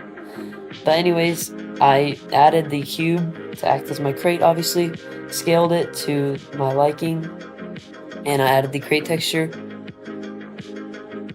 By the way, crate textures, like, all crate textures go on a cube perfectly. Like, you don't even have to edit the material, it just goes on perfectly, which I really like. But it did make the stump look better. It was just, it was kind of sad because I had no other ideas. And I decided to add some to stump as well, just a little bit. But it does fill everything up, and that's all I got today. Once again, thank you guys so much for watching. It's crazy that we're already on day 10. Anyways, day 10 already. If you haven't, make sure to join the Discord server with the link in the description. Once again, once we hit 350 members, I'll be releasing mod forms. So we're at around and pasted the teleporter, so you can teleport back to spawn if you didn't want to join that. That's all I have today, guys. Obviously, I had to change the text to say. I am making a gorilla tag fan game solely for the purpose of getting JMancurly to play it. Today is day 11, and I started revamping the shop. Remember, if you guys are enjoying the series, make sure to like and subscribe. Also, make sure to join the official Discord server for this game with the link in the description. Without further ado, let's get straight into it.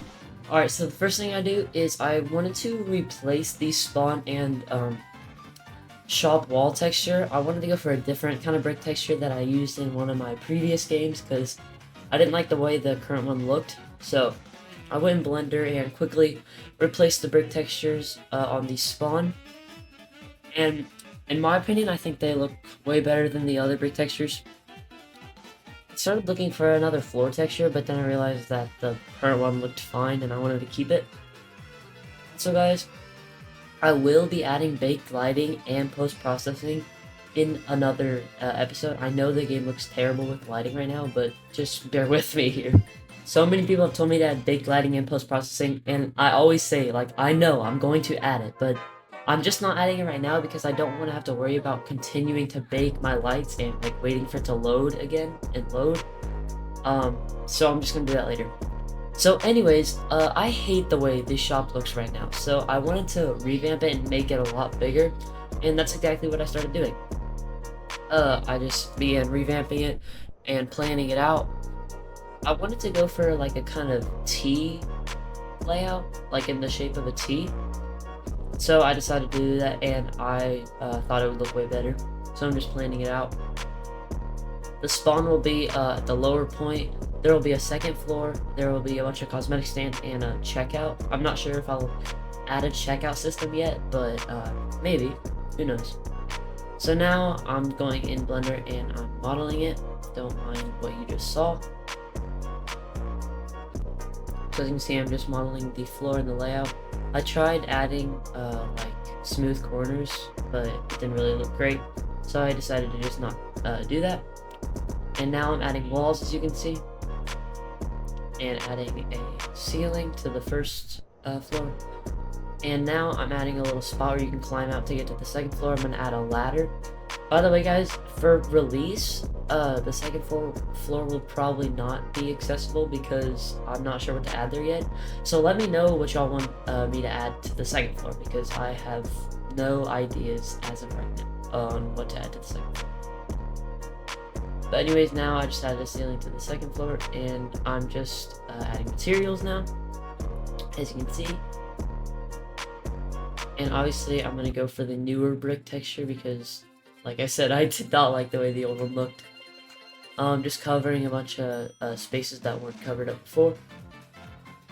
And now I'm adding the brick texture. And now what I did was I added something called Meta SDK. Because I wanted to add a script by GCS, so shout out to GCS. I wanted to add a script by GCS, which allows me to increase my game's FPS to over 72. So if you didn't know, the game automatically sets your FPS at max to 72, which 72 FPS is great, but if you want to go for a more smooth experience for your game, I'd recommend using this script and going up to 120. I don't know if it made sense what I just said right there, but you'll see once you play the game. The game runs super smoothly because of the script, so thank you, GCS. But now I'm just adding a floor texture, the other one to the second floor. The second floor is being weird with all the textures, so I just had to fix that really quickly. And just checking out my game, bro. As you can see, the forest, I haven't added props to the forest yet. I will do that in another part because I wanted to fix up the shot because everyone agreed with me that it did not look great and it was way too small. So yeah, that was my motivation for this, you could say. So I'm just fixing up some bugs, some walls that were kind of invisible, and if you went through them you get stuck. I was just fixing those in Blender and then importing it back into Unity. So here I ran into an error with the Meta SDK that I imported. It tells you to fix some things with your settings that do not need to be fixed. So I kind of struggled with that because I didn't know they didn't need to be fixed, so I did that, but doing that messed with my multiplayer. So later in the beta test, after this video, whenever I beta tested, the multiplayer did not work because of the Meta SDK settings. So I had to keep re-importing the Meta SDK, and it was a hassle. It was a hassle. But that's later, and I got that fixed. So that's great. So now I just copied the computer and I added it to the shop because I want to have a computer in every map. Just make it more accessible. Now I'm just adjusting the name and color manager scripts for the computer, as you can see here. And I'm just adjusting the computer to fix it up. And now I copied the teleporter box, basically copying all the spawn items to put into shop, such as the code of conduct and the teleporter box on the computer. And later in this video I had a leaderboard because you obviously need a leaderboard in every map to show who's in your game. So that was really useful. But now I'm just adjusting the teleporter scripts, as you'll see here. And now I copy the code of conduct board and move it to the shop. And now what I decided to do is obviously add a leaderboard. And I went to my other game, Revamping, that I quit a while ago, and decided to just get the leaderboard from there because it was already set up and everything, so I didn't need to set it up. So as you'll see, I'm just exporting that and putting it in JMan, which if you didn't know, that's the name of the game. We finally decided on a name. Oh, also guys, mods have been chosen for the game. We hit 350 members, if you didn't know, so congrats to all the mods, and once again, make sure to join the Discord server for this game if you haven't. We are growing like crazy. We're already at 350 members in the span of like 2 weeks, which is insane. So make sure to join if you haven't to join in on our community. But anyways, now I decided to make a press material, so whenever you press a button, it enables a red material like gorilla tags and other fan games. So I decided to do that, and I added it to all the buttons for the leaderboard. And now I'm just making sure I have everything I want for shop, and now I started modeling a cosmetic stand, just like gorilla tags, because I'm unoriginal. What can I say? Or no, sorry, what I do here is I model a checkout desk for decoration that I'm gonna add to shop, and in a later episode I'm gonna add a monkey sitting there and kind of like a shop manager, you could say. I'm gonna add that. Sorry, my fists are in the background, but I'm gonna add that to the game and it'll look really cool. But as of right now, I'm just modeling the checkout desk. So as you can see, I'm just importing it into Unity now. It looks great in Unity, and I'm adding it on like the upper part of shop, should I say, like the upper part of the T. I think it looks pretty good there. So now I'm just copying the chair, and obviously you have to have a chair to sit at your desk, and that's where the monkey will be sitting, the monkey prop. As you'll see in the later episode, and that's all I got done today. Once again, I know I say this in every single video, but thank you so much for the support we've gotten over the last 2 weeks since I posted the first video. We've grown to over 350 members in the Discord server, which is insane. I don't know how we're growing that fast, but it's all thanks to you guys. I hope y'all like the videos and continue to watch them, and thank you so much for watching. That's all from today. Goodbye. I'm making a gorillatag fangame solely for the purpose of getting jmancurly to play. Today is day 12 and I added props to the revamped shop map. Remember, if you guys are enjoying the series, make sure to like and subscribe. Also, make sure to join the official Discord server for this game with the link in the description. We have just hit 400 members, which is insane. Without further ado, let's get straight into it. What is up, everyone? Sorry I've been so lazy and haven't posted a video in the last 5 days. I've been doing school stuff, but we're back. And also, this video was filmed 2 weeks ago, so there's some stuff that you have missed, including I have actually added lighting to the game and post-processing. I'll put a picture up on screen right now. As you can see, it's looking a lot more insane than it was because I added big lighting and post-processing and all of that, because y'all, I kid you not, y'all kept telling me to add bake lighting, I know I'm gonna add bake lighting, I just didn't want to have to keep rebaking it. That's why I was gonna wait, but I wanted to, just get it out of the way for y'all, because y'all could not stand the sight of seeing the game look the way it looked before. But you're gonna have to deal with it in this video, because in this recording I did not make the lighting. I did it later. But anyways, as you can see, I'm just modeling some props for the shop, including this little cosmetic stand. Obviously, gorillatag, full credits go to gorillatag for this. gorillatag has this in their shop, but I wanted to add it in mine because why not? So in my opinion, the shop looks way better than it did. Obviously, I revamped it last video, but it's just coming together now, and it's looking a whole lot better.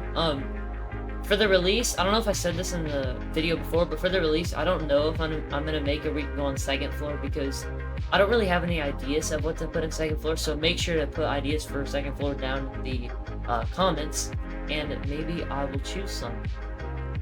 But now I'm just modeling a shelf that maybe I'll put some more cosmetics on in the future. But right now I'm just gonna have the 8 cosmetics I modeled before this recording that I had in the older shop. The older shop, it was just not doing the trick. It did not look good at all. It was way too small. And I realized that because someone pointed it out. But yeah, so this is much needed. So as you'll see, I'm just looking for a metal texture to use on the legs.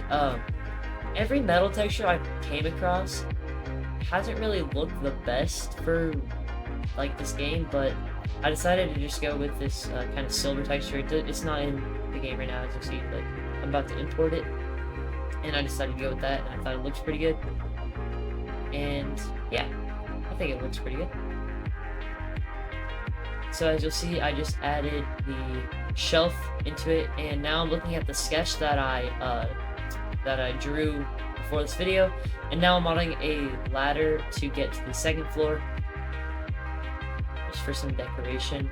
I don't know if I'm gonna make this ladder actually climbable, where you click grip and it, you can climb on it. It might just be there as a prop that you can just use if you want, but I'm not sure yet. Let me know if y'all want me to do that.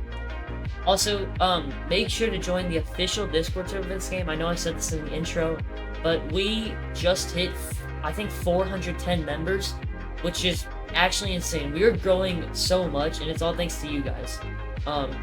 And as I said before, I know I've been lazy with the uploads, but I'm trying to get back on that grind for every day. So hopefully I can do that. But thank you guys so much for supporting this game, and I cannot wait till it comes out and to see all y'all play.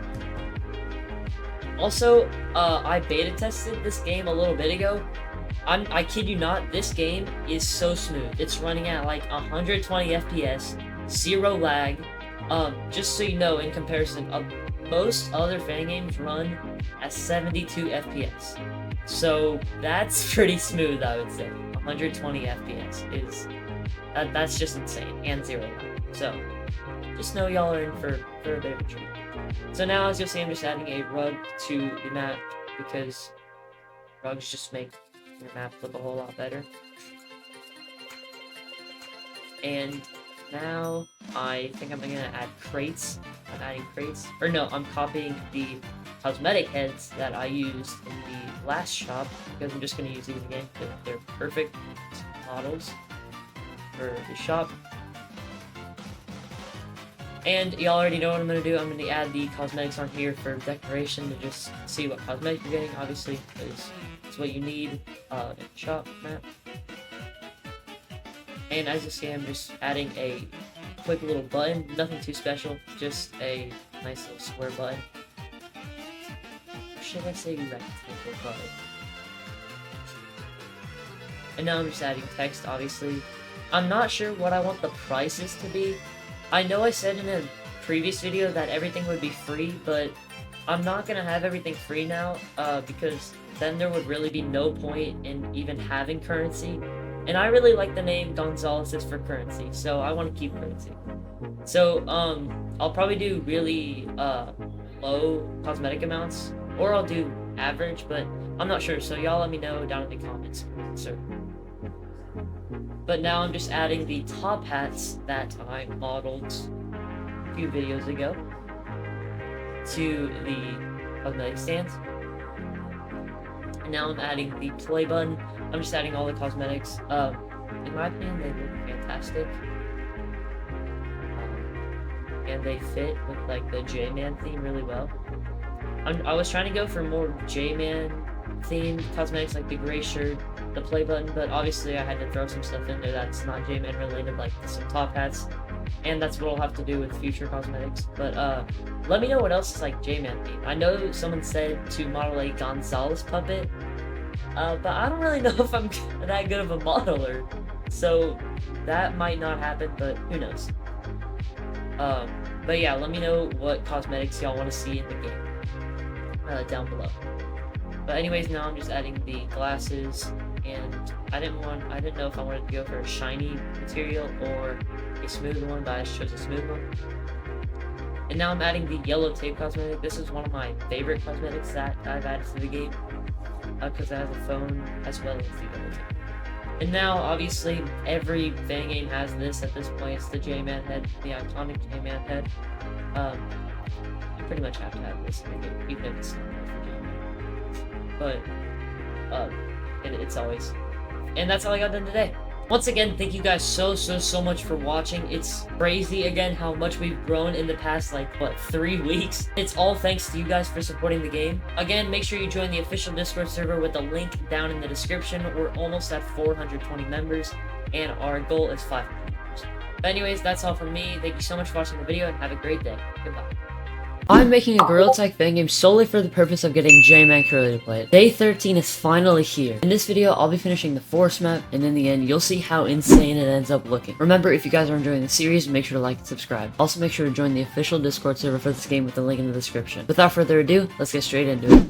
Alright, so the first thing I do is begin adding props to the forest map. If you didn't know, the reason this video took so long is because I wanted to sort of add every single prop that I wanted into forest instead of separating it into like multiple video parts. So that's why this video took longer, and that's why it's over 25 minutes. But anyways, the first set of props I add is the soccer goals, because if you didn't know, I'm gonna add soccer to this game. Like, if you've ever played gorillatag and you know the water polo game they have, it's gonna be like that, but with a soccer ball instead. It's gonna work and everything. There's going to be a scoring system that I will soon implement later on. But as you can see, I'm adding the soccer goals and the soccer ball. And now I'm just adding colors to the nets, because there will be a blue team and a red team. That's why I'm adding the blue color, and about to add the red color.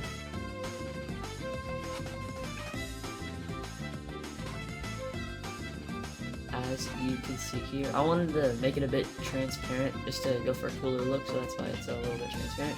And now I'm modeling the scoreboard, obviously for fangame soccer. So how this is gonna work is whichever team scores 5 first, the game will reset, and that will be your winner. So as you'll see, I'll soon add where it says first 1 to 5 wins in Unity. But yeah, that's how it's gonna work. I'm not sure how like teams are gonna work, because honestly, this really only works well if it's like one-on-one. But teams can play. Teams can be able to play. Teams will be able to play. It just might be a little bit chaotic, if I say so. So now I'm just adding materials. I went for a plank material and a metal-ish material on the inside to showcase your score.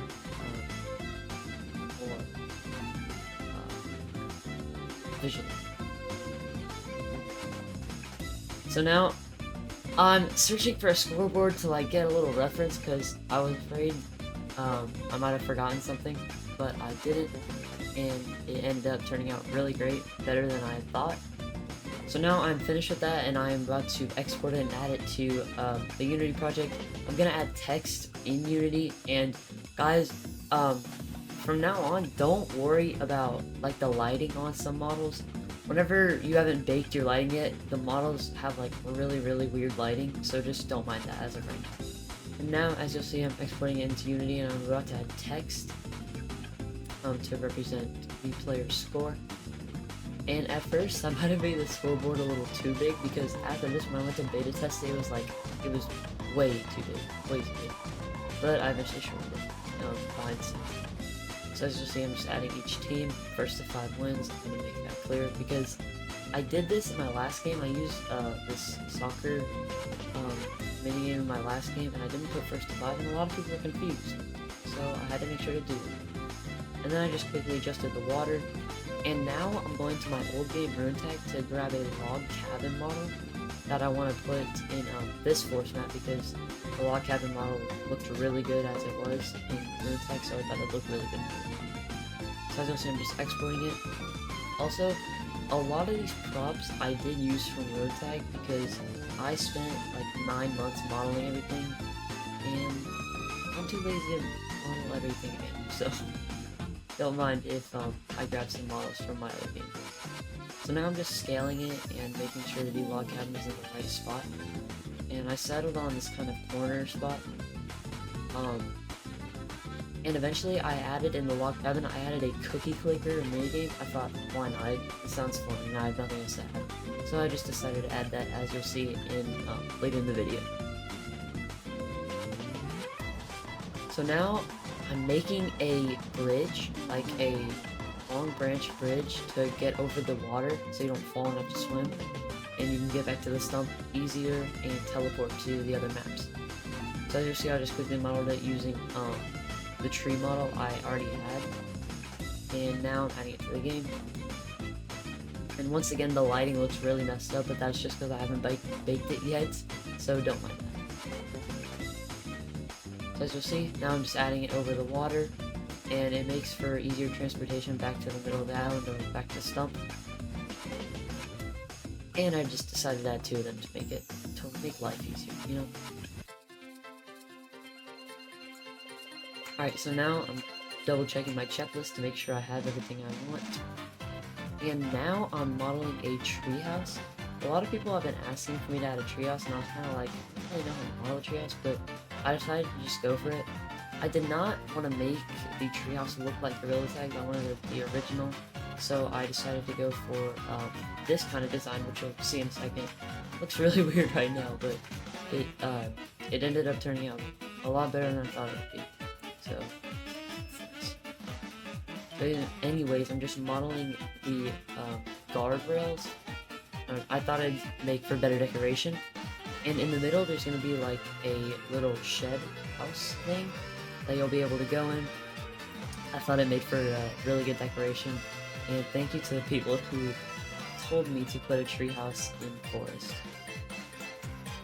I wanted to go for a slanted roof, but that did not work out. It went kind of curved when it wasn't supposed to curve. So I decided to just go for a regular squared roof. As you see here. now I'm modeling the entryway, just beveling everything, adding more detail. And now I start modeling the roof. I'm gonna go for a more triangle roof. I think it just looks better in this sense of modeling a treehouse. And yeah, as you'll see, it actually ended up turning out pretty good. I was quite proud of myself. I can't even lie. And I just had to fix some holes in the floor, and yep, that's about it.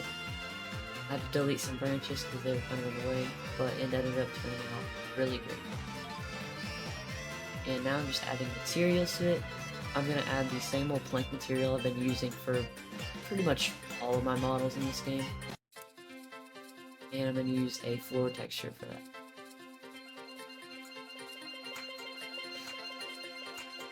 So as you'll see, I'm just fixing up the UVs, making the material look good on the treehouse. Because the first time you add a material to a model, it usually doesn't look good and you have to fix it up, so that's exactly what I did. And I just adjusted the settings for the material. And now I'm adding it to the actual house itself, adding it to the walls, and I'm about to add it to the roof. And I think these materials look good on it. I think everything looks good. I can't lie, I was pretty proud of myself for that. Now what I'm doing is I'm adding a tent, modeling a tent for the game. As you'll soon see, I kind of don't know what I'm doing while I'm modeling this tent. So I start adding something random. I was trying to add like a support beam to the tent, but as you'll see in a second, it does not look good at all. And it actually makes the model look a lot worse. I do eventually delete it in Unity, but you'll see in a second I add it and it does not look great. I had no clue what I was doing, okay? Just adding some extra detail on the outside, making it look a lot better. And now this is what I'm talking about. I start adding support beams, and they don't look good at all. As you'll see in a second. I didn't know what I was doing in this, so just bear with me here. It does get deleted in Unity, but you're just gonna have to sit and watch this, even though it does not look good. So now, I guess I'm just adding it to the other side, and I'm gonna add it to the other side of the tent, the far side. Yeah. I don't know what I was doing, bro. This did not look good at all.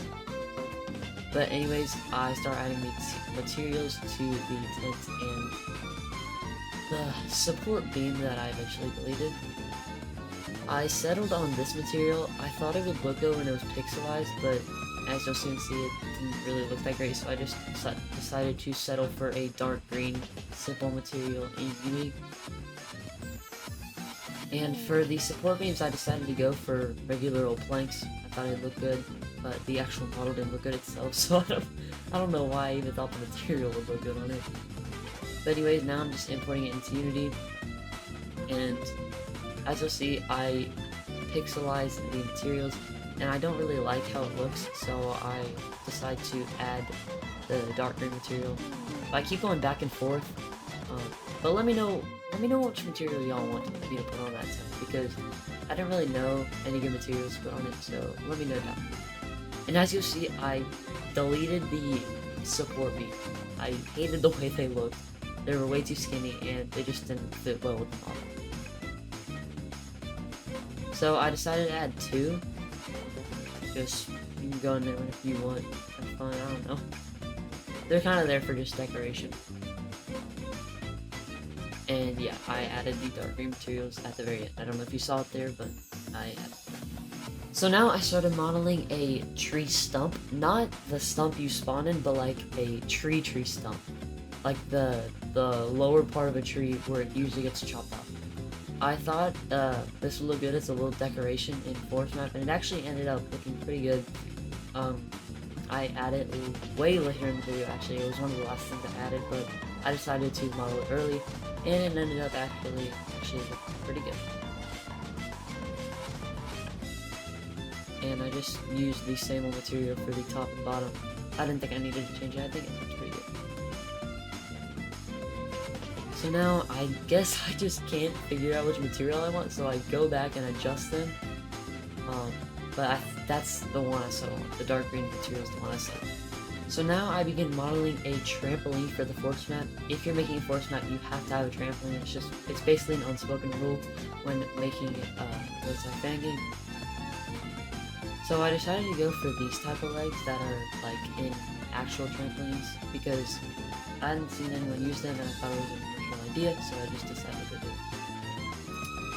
So I decided to add 4 legs, obviously. I thought it looked great, but let me know what y'all think.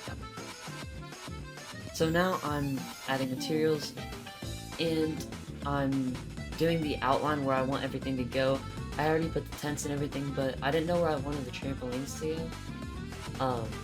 I wanted to add 2 or 3 of them. Eventually I settled on 2, but you'll see where I add them in a second. So now obviously I'm just positioning them, and I'm going to add materials later. I didn't add materials in Blender because I can just add materials in Unity, and it'll save me from all the hassle. So I added a blue material on the outside because the foam is obviously blue for trampolines, and I added a silver material to the legs because they're smooth. So now I'm just adjusting the legs to fit where I put the trampoline. And obviously guys, none of the trees will block you from bouncing on the trampoline. I made sure that didn't happen, and the trampolines will be very bouncy. Alright, now for one of my favorite things I did during this video, making a stage and an audience to go and force. I know this is really random, but I wanted to add like a kind of stage and a bunch of chairs to for people to listen to, just so we can do events there, and I think it'd just be fun. Also guys, if there's anything you ever want to see in the game, make sure to let me know. Make sure to comment down below, or you can DM me on YouTube or Discord. There's been a bunch of people asking me to add a specific theme to the game, and I'm always open to your guys' thoughts. It's one of the main reasons why we have a Discord server in the first place, to share thoughts about the game, you know? Because I'm always open to y'all's ideas. Again, this is for y'all. This is so y'all can have fun. So yeah, make sure to let me know if you do want to see anything specific in the game, and I will happily reply to you. But anyway, as you can see, I modeled the microphone and the microphone stand, and I have just finished the stage. I added a few chairs and on the stage for mods or anything, or if y'all just want to roleplay or something, I don't know. Again, I modeled this because I think it would be a fun addition. So as you can see, I'm going to my other game, Room Tag, and I'm ripping some assets that I modeled before to add to this game. And now I'm just beveling the stairs and adding chairs to the audience stairs, as you can see. So as you can see, just adding some extra detail. And there's going to be about, 5 chairs on each row. So there's going to be plenty of seats. There's going to be a lot more, way more than enough seats for the server. Just to let you guys know, if you didn't know this already, there's going to be 10 people per server, just like gorilla tags. I've been thinking about upping it to 20, but I don't know if every script that I have works with 20 people in a server. So I may just leave it at 10, but I may change it to 20 in the future. I'm thinking about it, because I think that'd be fun, but I don't know if that would lag the game. And I don't really want to take any risk to this, because the game's been going so well, and I don't want to mess anything up. But yeah, let me know if y'all want me to change the server count to 20, or just leave it at 10.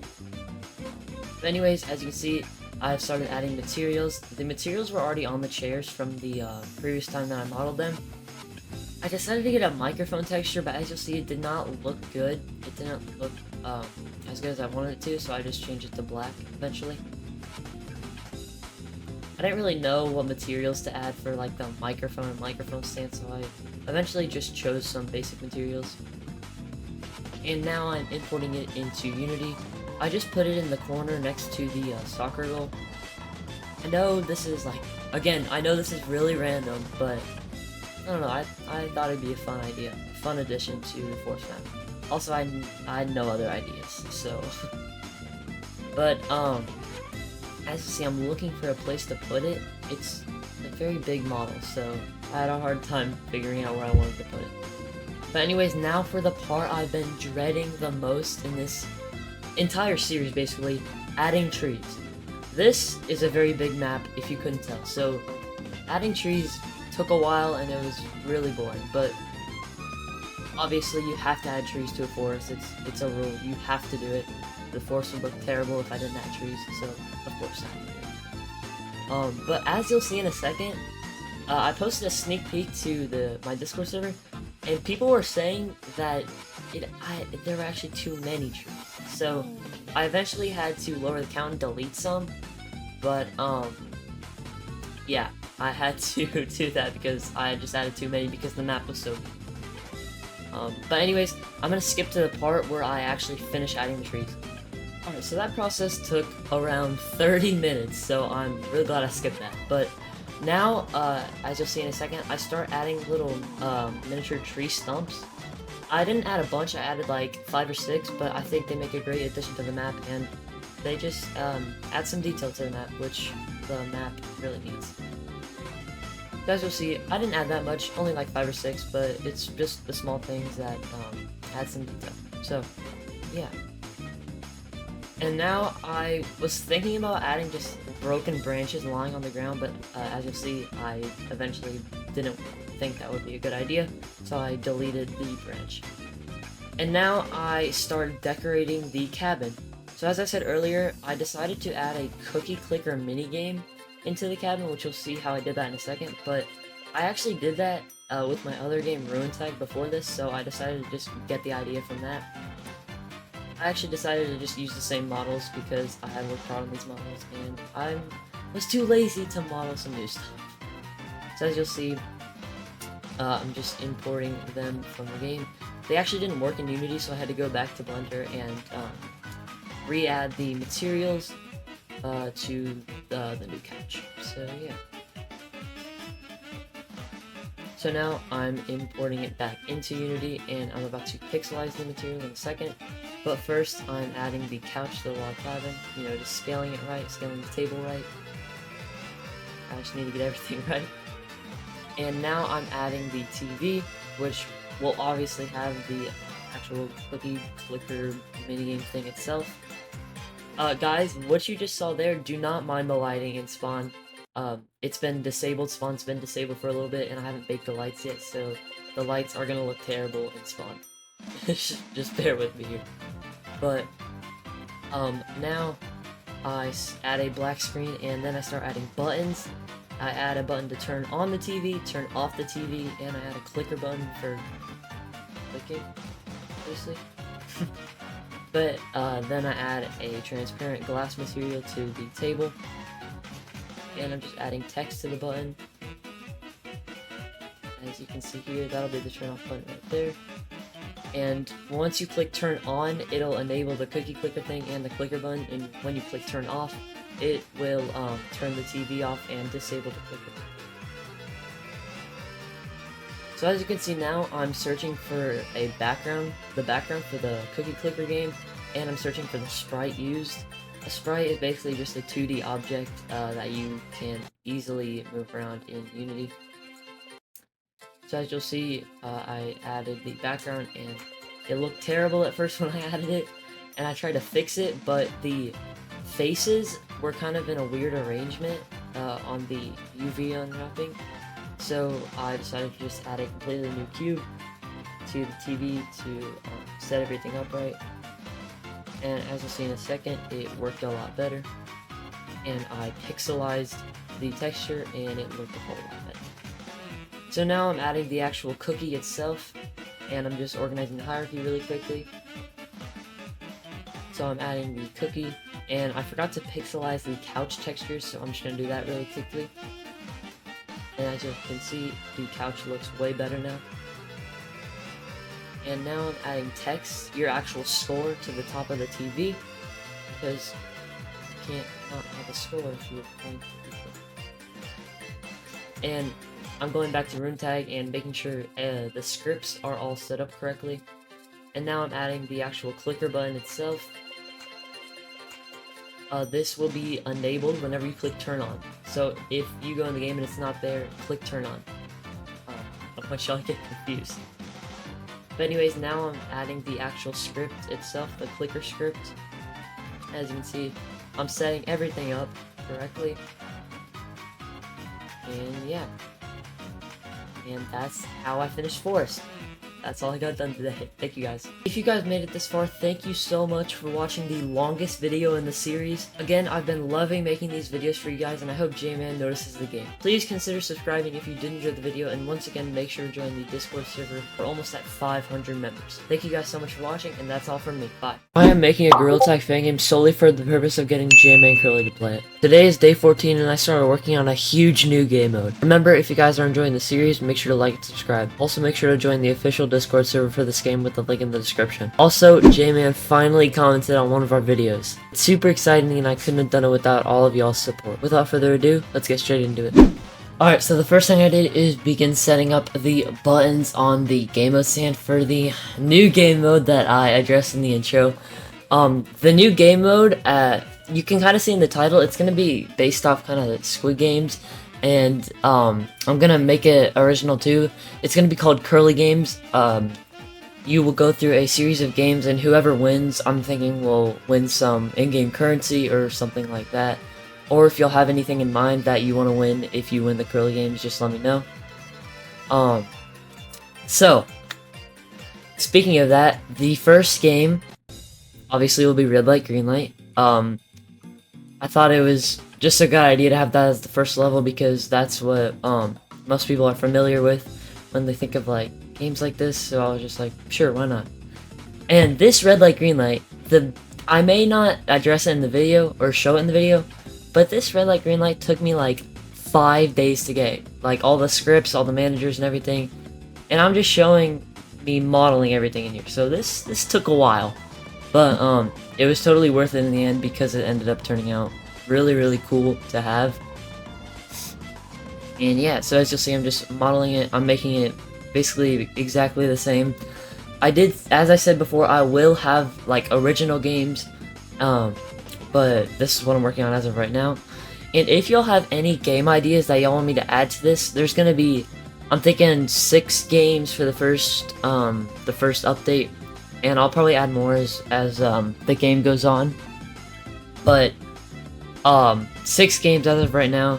And if y'all have any game ideas that y'all want me to add, join the Discord server with the link in the description. And there's a channel called Curly Game Ideas, which Curly Games is what it's called. And you can just add your ideas there, and I will be looking at all of them. We've had some pretty good ideas, and yeah, so I'm really excited for this game mode.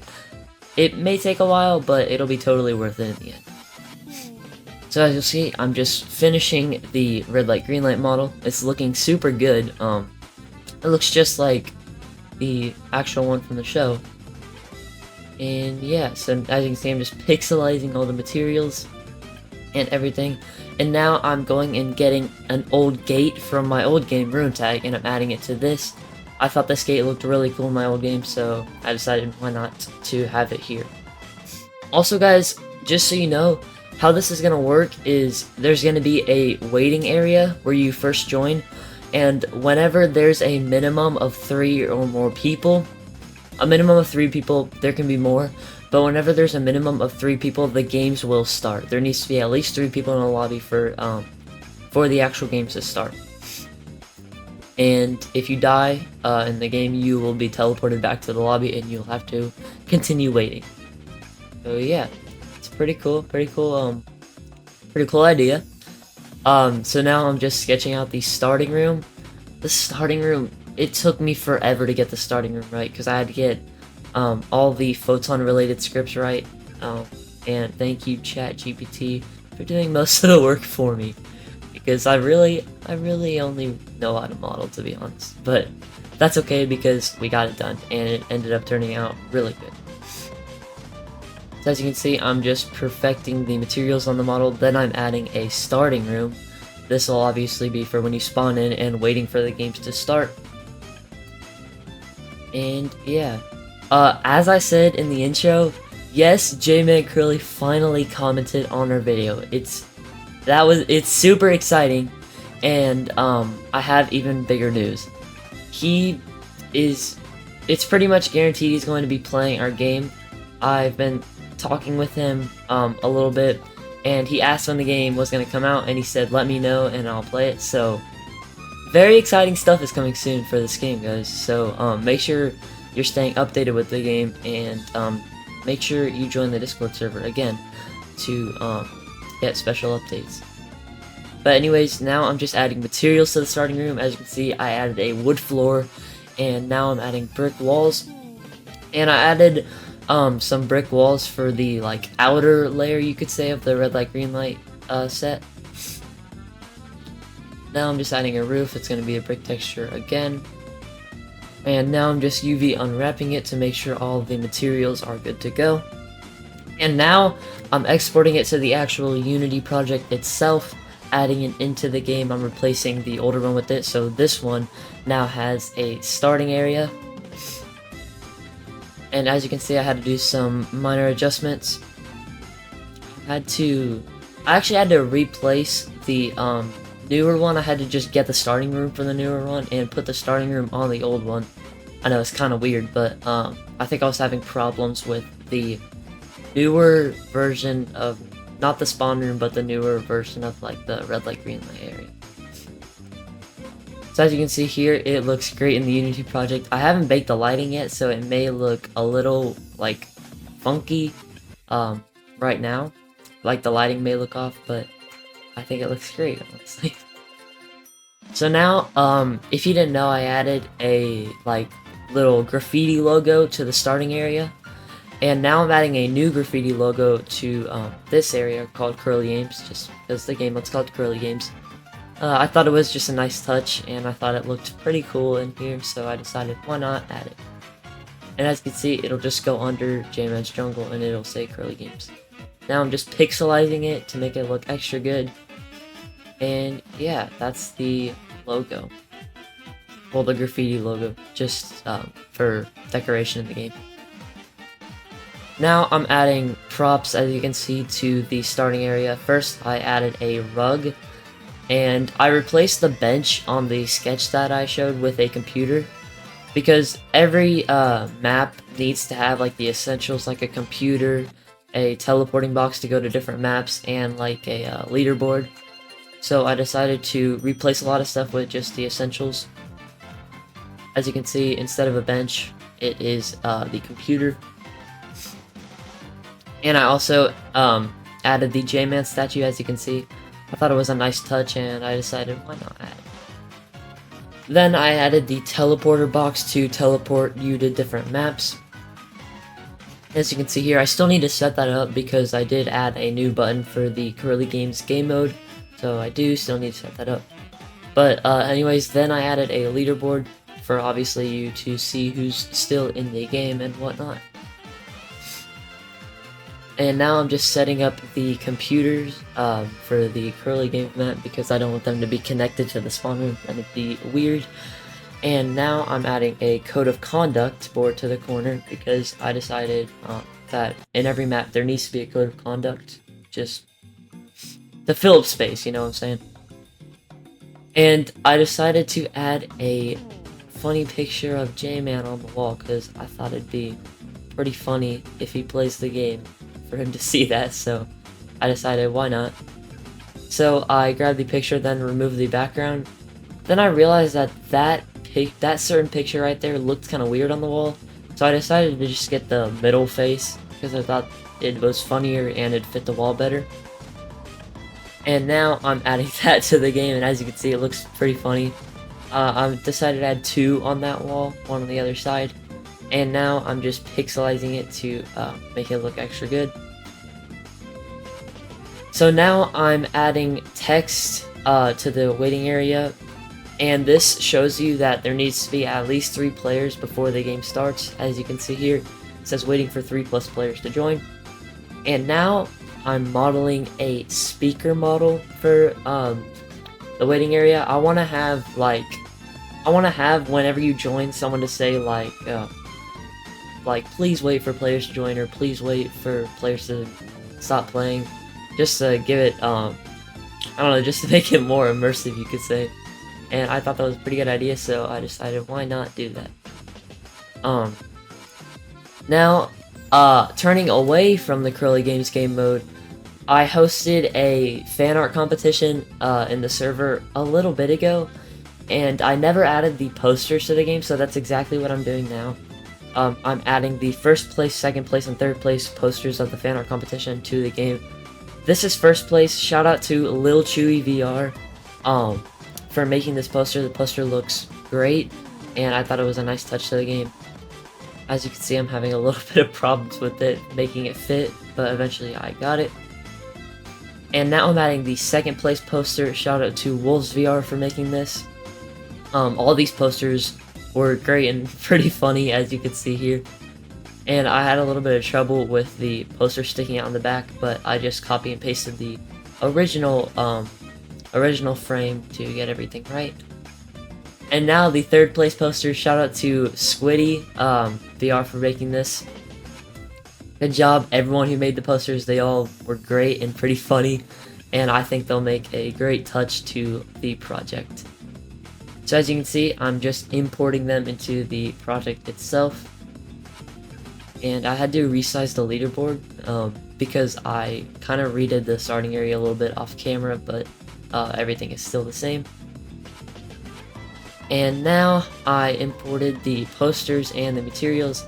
I pixelized the materials later, but then I gave them all their own their own empty objects, so they were all like one thing. And now I added the first place poster to the spawn area. Again, shout out to Lil Chewy VR for making that. I added the second place poster to the well, originally I was gonna add it to the forest area, but I thought it was at a weird angle, so I decided just to add it to shop. Again, shout out to Wolves VR for that one. And now I'm adding the third place poster to the starting area for the new game mode Curly Games. Again, shout out to Squiddy for that one. And that's all I got done today. If you guys made it this far in the video, thank you so much for watching. I've been loving making these videos for you guys, and I really hope JMan plays the game. Please consider subscribing if you did enjoy the video, and once again, make sure to join the Discord server. We're almost at 500 members, which is insane. Thank you guys so much for watching, and that's all from me. Bye. I am making a Gorilla Tag fan game solely for the purpose of getting JMancurly to play it. Today is day 15, and I started working on game 2 for the Curly Games. Remember, if you guys are enjoying the series, make sure to like and subscribe. Also, make sure to join the official Discord server for this game with the link in the description. We'll be releasing mod apps again at 600 members. Without further ado, let's get straight into it. Alright, so the first thing I started working on is I started working on the second game for the Curly Games game mode. This second game is going to be called Chance, and it will be a luck-based game. Basically how it'll work is one player will be called up to like the stage, and they will have to pick tile 1 or tile 2. One of the tiles will allow you to move on to the next game, and one will send you back to the starting area to wait with the other players who are waiting for the games to start. But in this video, I'm only going to be focusing on building the layout for the second game. For the layout, I decided to go for the like Squid Game starting area look with all the beds stacked on top of each other and like that. So as you can see right now, I'm just building the walls and I'm connecting all the walls. I'm making it connect to level 1, the red light green light game, and I'm making it detailed and look good, as you can see here. I usually make all of my maps with Blender, but for this video I decided to use ProBuilder instead. I decided to use it because it's a lot easier to like adjust the walls when you use ProBuilder. Because if you use Blender, you have to ProBuilderize the model, and sometimes it's break and like leave holes in the wall. So I decided to just be much easier to use ProBuilder, even though the actual building part is a lot weirder and my opinion not as good as building project, but whatever. So as you can see, I finished adding the walls and now I'm adding materials. I only finished adding walls for one part of the map. I didn't finish like the front part because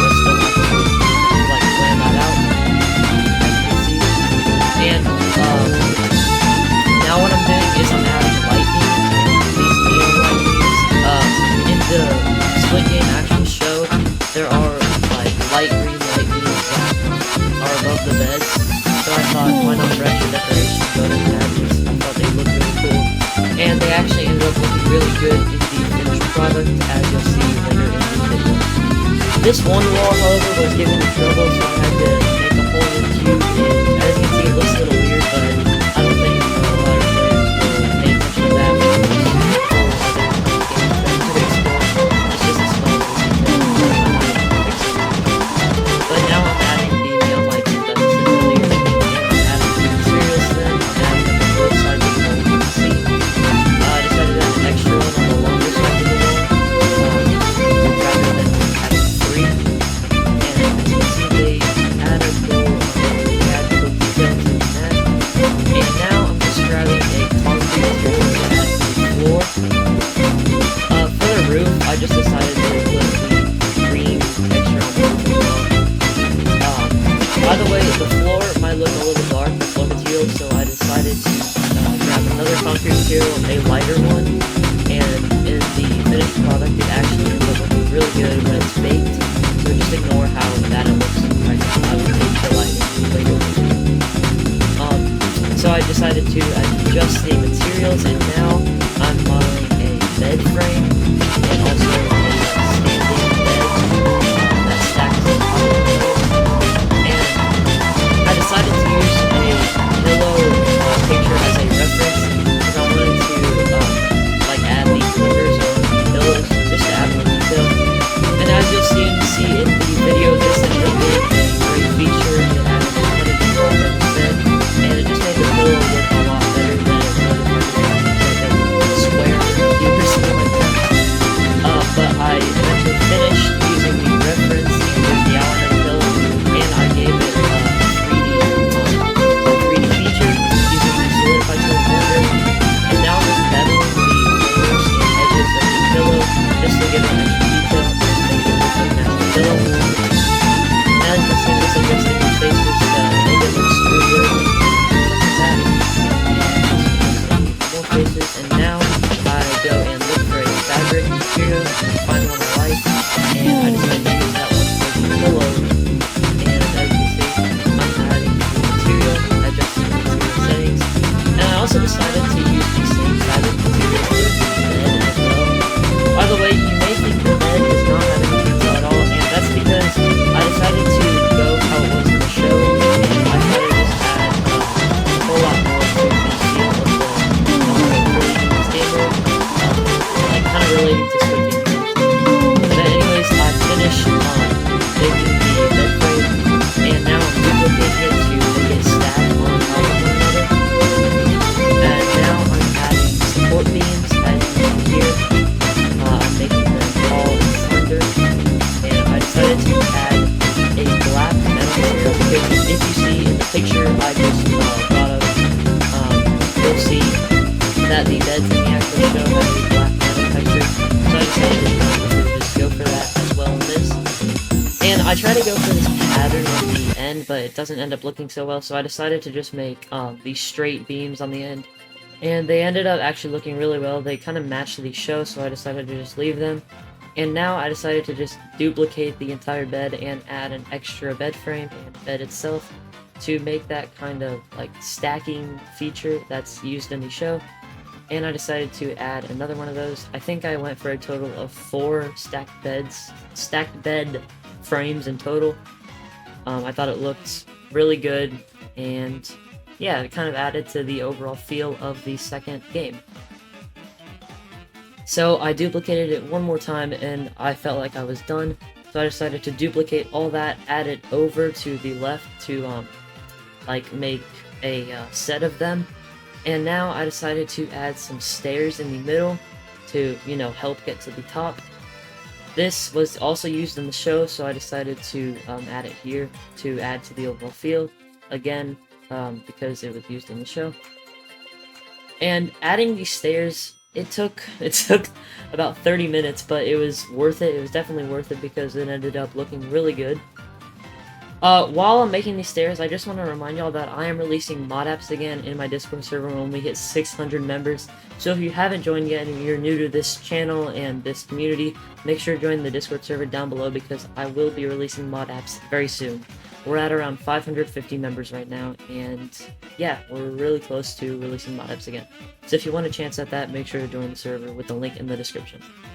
But anyways, I exported the bed model and bed layout, and I added it into my Unity project, and now I'm just adjusting the materials within Unity, making them kind of shiny but not too shiny.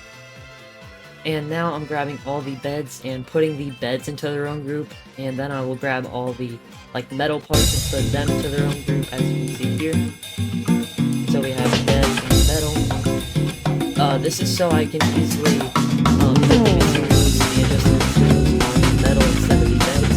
Because if I just did the metal and selected the wood, it would have taken a whole lot longer.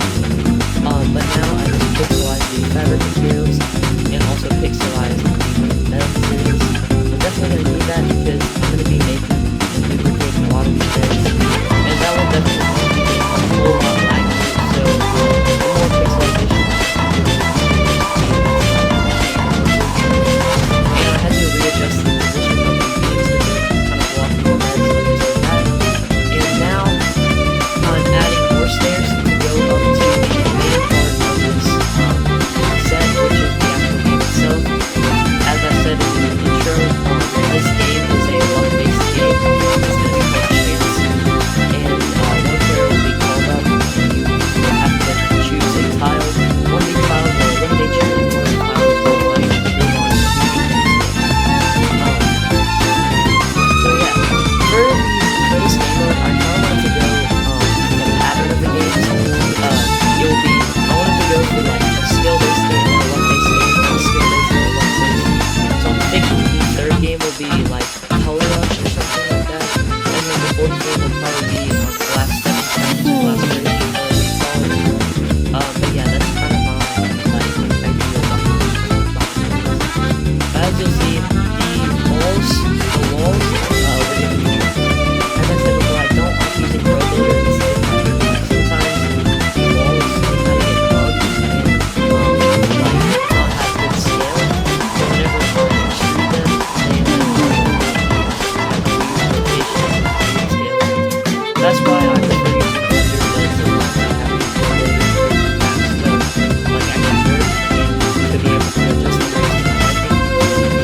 But as you see here, I'm trying to extrude the walls and they're just not doing a good job. So I had to make an entirely new cube for the second part of the wall, which is the green material, not the checkerboard material, but the green material. That's actually seen background there are two different materials. So that's why I had to play around with this line and make the walls look good. As you see, I finally get it figured out, and I decided to just go with a whole new cube for the roof. I was not going to go through all that struggle again to do this right.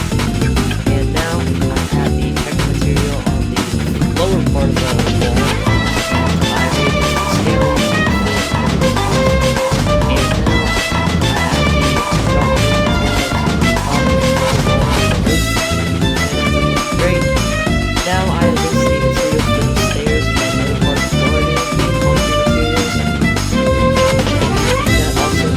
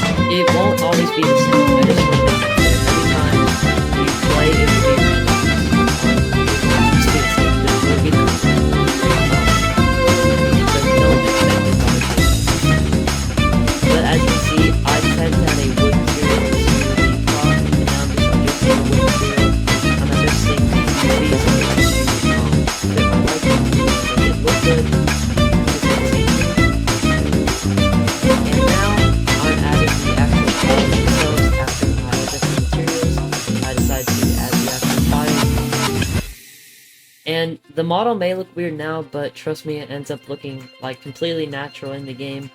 And yeah.